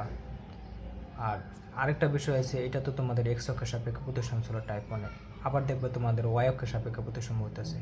সো ওইখানে দেখা যাবে যে তোমাদের সমীকরণগুলো একটু আলাদা আলাদা হবে। আবার টাইপ 2 তে যখন যাবা তখন কিন্তু দেখবা যে সমীকরণগুলো সেম না, ওইখানে আবার আরেক রকম। সো এরকম 8টা করে যদি সমীকরণ হয় তাহলে তো ঝামেলা আর কি, মুখস্থ করে ঝামেলা না। কখন টাইপ 1 এর ক্ষেত্রে মনে রাখবে অক্ষরেখায় y=0, সেই পর্যন্ত স্পর্শক x=0, উপকেন্দ্রিক লম্বের সমীকরণ x=a, এরকম করে 8টা মুখস্থ রাখা কষ্ট। এই জন্য আর কি একটা মানে ট্রিক্স আছে মনে রাখার জন্য, মানে মুখস্থ করে মনে রাখাটা আর কি প্রায় অসম্ভব বলতে পারো। সো এটার জন্য আমরা সবসময় অঙ্ক করার ক্ষেত্রে একটা ট্রিক্স ইউজ করি, মানে এটা টাইপ 1 হোক আর টাইপ 2 হোক কোনো ঝামেলা হয় না, সবার ক্ষেত্রে যায় আর কি। ইভেন এরকম হয় যে টাইপ 2 এর পরাবৃত্তকে আমরা টাইপ 1 এর পরাবৃত্তের মাধ্যমে সলভ করি। বুঝতে পারছো, মানে সরল পরাবৃত্তের মাধ্যমে। সো সমীকরণ যদি মুখস্থ না রাখতে চাও তাহলে একটা ট্রিক্স ইউজ করবা, টাইপ 1 এর পরাবৃত্ত হোক টাইপ 2 এর পরাবৃত্ত হোক, সবসময়ের ক্ষেত্রে অক্ষরেখার সমীকরণের ক্ষেত্রে মনে রাখবা যে যার পাওয়ার, লিখে দিই, যার পাওয়ার 2 সেটা =0 লিখবা। সেটা =0 লিখলে তুমি অক্ষরেখার সমীকরণ পাবা। দেখো এখানে আমাদের যে সমীকরণটা ছিল এই যে y²=4x, এখানে কার পাওয়ার 2, অবশ্যই y এর পাওয়ার 3, তাহলে y=0 লিখবা। তাহলে দেখো অক্ষরেখার সমীকরণ পাবো। দেখো y=0 লিখলে আমি অক্ষরেখার সমীকরণ পাইছি। সো টাইপ 2 এর ক্ষেত্রেও দেখবা সমীকরণটা এরকম থাকবে না, আরেকটা সমীকরণ থাকবে। ওইখানেও আমি দেখবো যে x এর পাওয়ার 2 নাকি y এর পাওয়ার 2, যার পাওয়ার 2 সেটা =0 লিখলে তুমি কি পাইবা, অক্ষরেখার সমীকরণ পাবা। বুঝতে পারছো? সেমভাবে তোমাদের শিশুবিন্দু স্পর্শকের সমীকরণের ক্ষেত্রে এর ক্ষেত্রে লিখবা যে যার পাওয়ার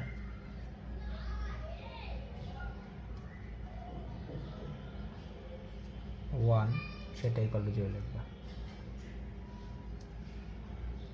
যার পাওয়ার 1 শিশুবিন্দু স্পর্শকের ক্ষেত্রে যার পাওয়ার 1 সেটা =0 লিখবো। দেখো এখানে কার পাওয়ার 1, x এর পাওয়ার 1 সমীকরণে, তাহলে x=0 লিখছি। দেখো শিশুবিন্দু স্পর্শক সমীকরণ x=0 লিখছি। টাইপ 1 এর ক্ষেত্রে তুমি x=0 লেখা যেটা আসবে ওইটা হবে আমাদের শিশুবিন্দু স্পর্শকের সমীকরণ। বুঝতে পারছো? তো সেমভাবে তোমাদের উপকেন্দ্রিক লম্বের সমীকরণ হবে এরকম যে যার পাওয়ার 1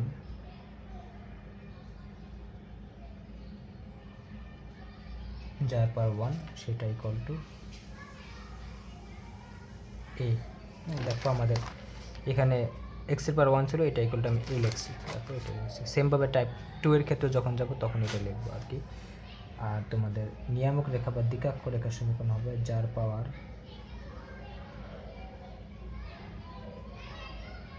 1 যার পাওয়ার 1 সেটা =-a। তার মানে যার পাওয়ার 1 এগুলাই হচ্ছে সবচেয়ে বেশি ব্যবহৃত হচ্ছে শুধুমাত্র শিশুবিন্দু স্পর্শকের সমীকরণ, যার পাওয়ার শুধুমাত্র তোমাদের অক্ষরেখার সমীকরণের ক্ষেত্রে যার পাওয়ার 2 ছিল সেটা =0 লিখছে। আর বাদ বাকিগুলো সবই যার পাওয়ার 1 যার পাওয়ার 1 যার পাওয়ার 1। বুঝতে পারছো? সো এটা হচ্ছে তোমাদের শর্টকাট আর কি একটা টেকনিক। টাইপ 1 হোক আর টাইপ 2 হোক, আমরা এই সিস্টেমের মাধ্যমে আমরা কি করতে পারবো, সমীকরণগুলো সহজে বের করে নিতে পারবো, কারণ অনেকগুলো সমীকরণ তোমার মুখস্থ করা লাগে। বুঝতে পারছো? সো এটা গেল একটা ব্যাপার। সো তার মানে আমরা কতগুলো স্থানাঙ্ক পাইলাম, কতগুলো সমীকরণ পাইলাম, এখন কতগুলো দূরত্ব লাগে আর কি, অনেক সময় দূরত্ব চায়। সো দূরত্বগুলো একটু দেখা লাগবে। সো দূরত্বগুলো আসলে তোমাদের নিজেদের বের করতে দিলেও তোমরা পারবা, বাট তাও আমি একটু লিখে দিচ্ছি। তাহলে Y square equal to 4x এর জন্য আমাদের দূরত্ব, তাহলে বলতে হবে দূরত্ব for y square equal to 4x। এটার জন্য দূরত্ব কী হবে দেখো, 1 নম্বর হচ্ছে তোমরা এরকম বলতে পারো যে ছবি দেখলেই হয় ভাই। ছবি অনেক সময় কী করে যে ছবিটা আঁকা অসম্ভব হয়ে যায়, কারণ ছবি আঁকতে দেখো কী সময় লাগছে, যদিও এত সময় লাগে না। আর এই ছবিটা যদি তোমরা আঁকতে পারো কোনো সূত্র ছাড়া, জাস্ট কিছু মুখস্থ করা ছাড়া সব বের করে ফেলতে পারবা, কোনো সমস্যা নাই। বুঝতে পারছো? এটা টাইপ 1 বলো, টাইপ 2 বলো, টাইপ 3 বলো, মোটামুটি 80% জিনিস এখানে আছে। সো এরপর হচ্ছে তোমাদের প্রথম যে দূরত্ব রয়েছে শীর্ষবিন্দু থেকে, ওরা বলে এরকম যে শীর্ষবিন্দু থেকে উপকেন্দ্রের দূরত্ব। ছবিটা বুঝতে পারলে এগুলো কিন্তু মাথায় এমনি চলে আসার কথা, উপকেন্দ্রের দূরত্ব মানে ওই তোমাদের এসটা, তারপর শীর্ষবিন্দু থেকে উপকেন্দ্র দূরত্ব, এটা কিন্তু ছিল এ ছিল। সো এ কিন্তু আমার প্লাস মাইনাস হতে পারে স্থানাঙ্কের ক্ষেত্রে, বাট দূরত্বের ক্ষেত্রে অলওয়েজ প্লাস, এর জন্য আমরা মডুলাস নিয়ে কাজ করব। তাহলে এটাকে বলে এস ইকুয়াল টু, আমি মডুলাস দিয়ে এ দিয়ে দিলাম। সো এটা একটা, বুঝতে পারছো? মানে এ মান কখনো আমার কী হইতেছে প্লাস হইতেছে, কখনো মাইনাস হয়, কিন্তু ইঞ্জিনিয়ার বলতেছে দূরত্ব কখনো মাইনাস হয় না, তাই মডুলাস দিতেছে আর কি। আর মডুলাস যদি তোমরা না দিতে মনে চায় তাহলে তুমি সবসময় একটা সাইড নোট দিবে এরকম, বুঝতে পারছো? এরকম একটা সাইড নোট দিয়ে নেবে। সো এটা গেল একটা। এরপর হচ্ছে তোমাদের 2 নম্বর দূরত্বটা হচ্ছে, যদিও এটা বোঝা যায় তা আমি লিখে দিতেছি, শীর্ষবিন্দু থেকে ধরো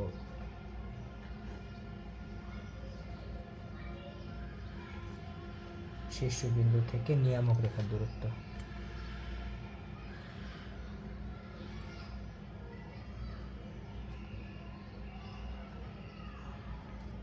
এটা হচ্ছে তোমাদের ছিল এ জেড, এই যদি এখানে মনে থাকে, এই শীর্ষবিন্দু থেকে নিয়ামক হবে এ জেড। এটা কিন্তু দেখো এই ছিল, বাট স্থানাঙ্কের ক্ষেত্রে কিন্তু মাইনাস এ আসছে, কিন্তু দূরত্ব হবে সবসময় প্লাস, এই জন্য আমি মডুলাস দিতেছি আর কি। এটাও কিন্তু প্লাসে, আচ্ছা মডুলাস দিয়ে নিলাম আর কি, কারণ দূরত্ব আমার কখনো নেগেটিভ হয় না। এরপরে 3 নাম্বার দিয়েছি, এটা ওটা বলতে পারো যে উপকেন্দ্রে, মানে উপকেন্দ্র থেকে তোমাদের নিয়ামক রেখার দূরত্ব।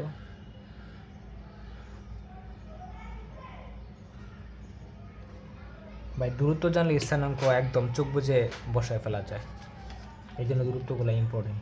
উপকেন্দ্র থেকে নিয়ামক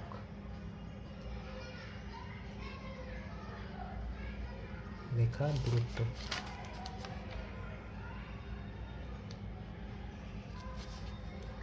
এটা ছিল আমাদের এস জেড, মানে এইটা আর কি, এই যে উপকেন্দ্র, এটা হচ্ছে নিয়ামক। তাহলে এস জেড এটা ছিল 2a equal to 2a, modulus দিব, হ্যাঁ, কারণ দূরত্ব কখন নেগেটিভ হয় না।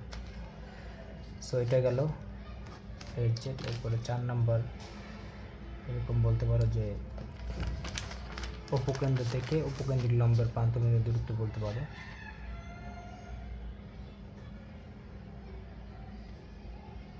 উপকেন্দ্র থেকে উপকেন্দ্রিক লম্বের প্রান্তবিন্দু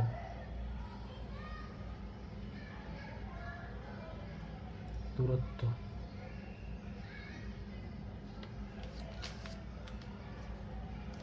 মানে এই উপকেন্দ্র হতে আমার এই উপকেন্দ্রিক প্রান্তবিন্দু দূরত্ব, মানে এস এল বা এস এল প্রাইম যেটাই বলো, এটা হচ্ছে S L equal to S L prime equal to আমাদের ছিল 2a। দেখো সবগুলোর সাথে কিন্তু একটু মিল আছে। সো এটা গেল। এরপরে তোমরা 5 নম্বর হচ্ছে উপকেন্দ্রিক লম্বের, এটা ইম্পর্টেন্ট অনেক, কারণ এটাতে অনেক ম্যাথ আসে।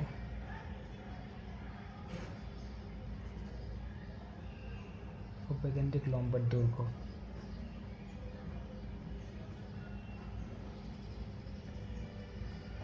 এটা হচ্ছে এল এল প্রাইম ছিল, এটাতে আমরা সবসময় এর মানটা বের করি, এটা ছিল 4a।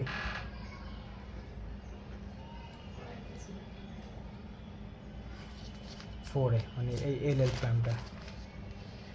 তো এখানে আমরা এই যে 4a বের করছিলাম, এটা কি 4a ছিল না? এটা সো 4a বলতে পারো, বা যদি একটু ভেঙে লেখো তাহলে এই কত গুণ এরকম আসে, এই জন্য আমরা এরকম বলতে পারি যে 4 ইন্টু as, কারণ এসটা ছিল আমাদের কি a, বা এল প্রাইম ইকুয়াল টু তুমি বলতে পারো যে 4 ইন্টু az, এটা বলতে পারো, বা এল প্রাইম ইকুয়াল টু তুমি বলতে পারো যে 2 into 8z equal to 2 into sl, এটা বলতে, কারণ এটা এসএল এর দ্বিগুণ ছিল, হ্যাঁ, বা এজ এর যে ছিল 2 আছে, এটা দ্বিগুণ ছিল, এটা আর কি, বুঝতে পারছো? সো এই হচ্ছে ব্যাপার। আর আরেকটা দূরত্ব আছে, জায়গায় তো নেই,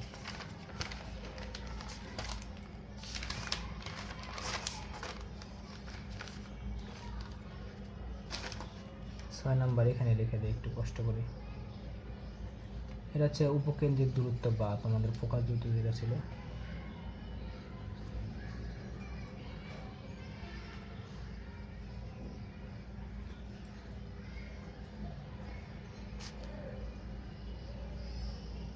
ফোকাস দূরত্ব সেটা ছিল হচ্ছে তোমাদের এসপি, আমি তো জানি এসপি, এটা ইকুয়াল টু কিন্তু আমাদের ছিল পিএম, পিএমটা ছিল আবার নিয়ামক রেখার দূরত্ব, নিয়ামক রেখার দূরত্ব, এটা কি ছিল আমাদের S by PM equal to ছিল হচ্ছে তোমাদের এক্স প্লাসে, মনে থাকে তোমাদের। এই যে আমি এখানে বের করে দেখাচ্ছি, এই যে এসপিটা কি ছিল এক্স প্লাসে, এটা কিন্তু এক্স প্লাসে ছিল, এটা কারণ আমরা এইখান থেকে বের করেছিলাম আর কি, বুঝতে পারছো? মানে এই যে এইখান থেকে আর কি কিউজেড থেকে বের করছিলাম। সো এটা এক্স প্লাস এ ছিল, যার ফলে এটা এক্স প্লাস এ আছে, এটি। সো এই দূরত্বগুলো একটু মাথায় রাখো, তাহলেই হয়। দেখো দেখা যাচ্ছে কিনা পুরোপুরি।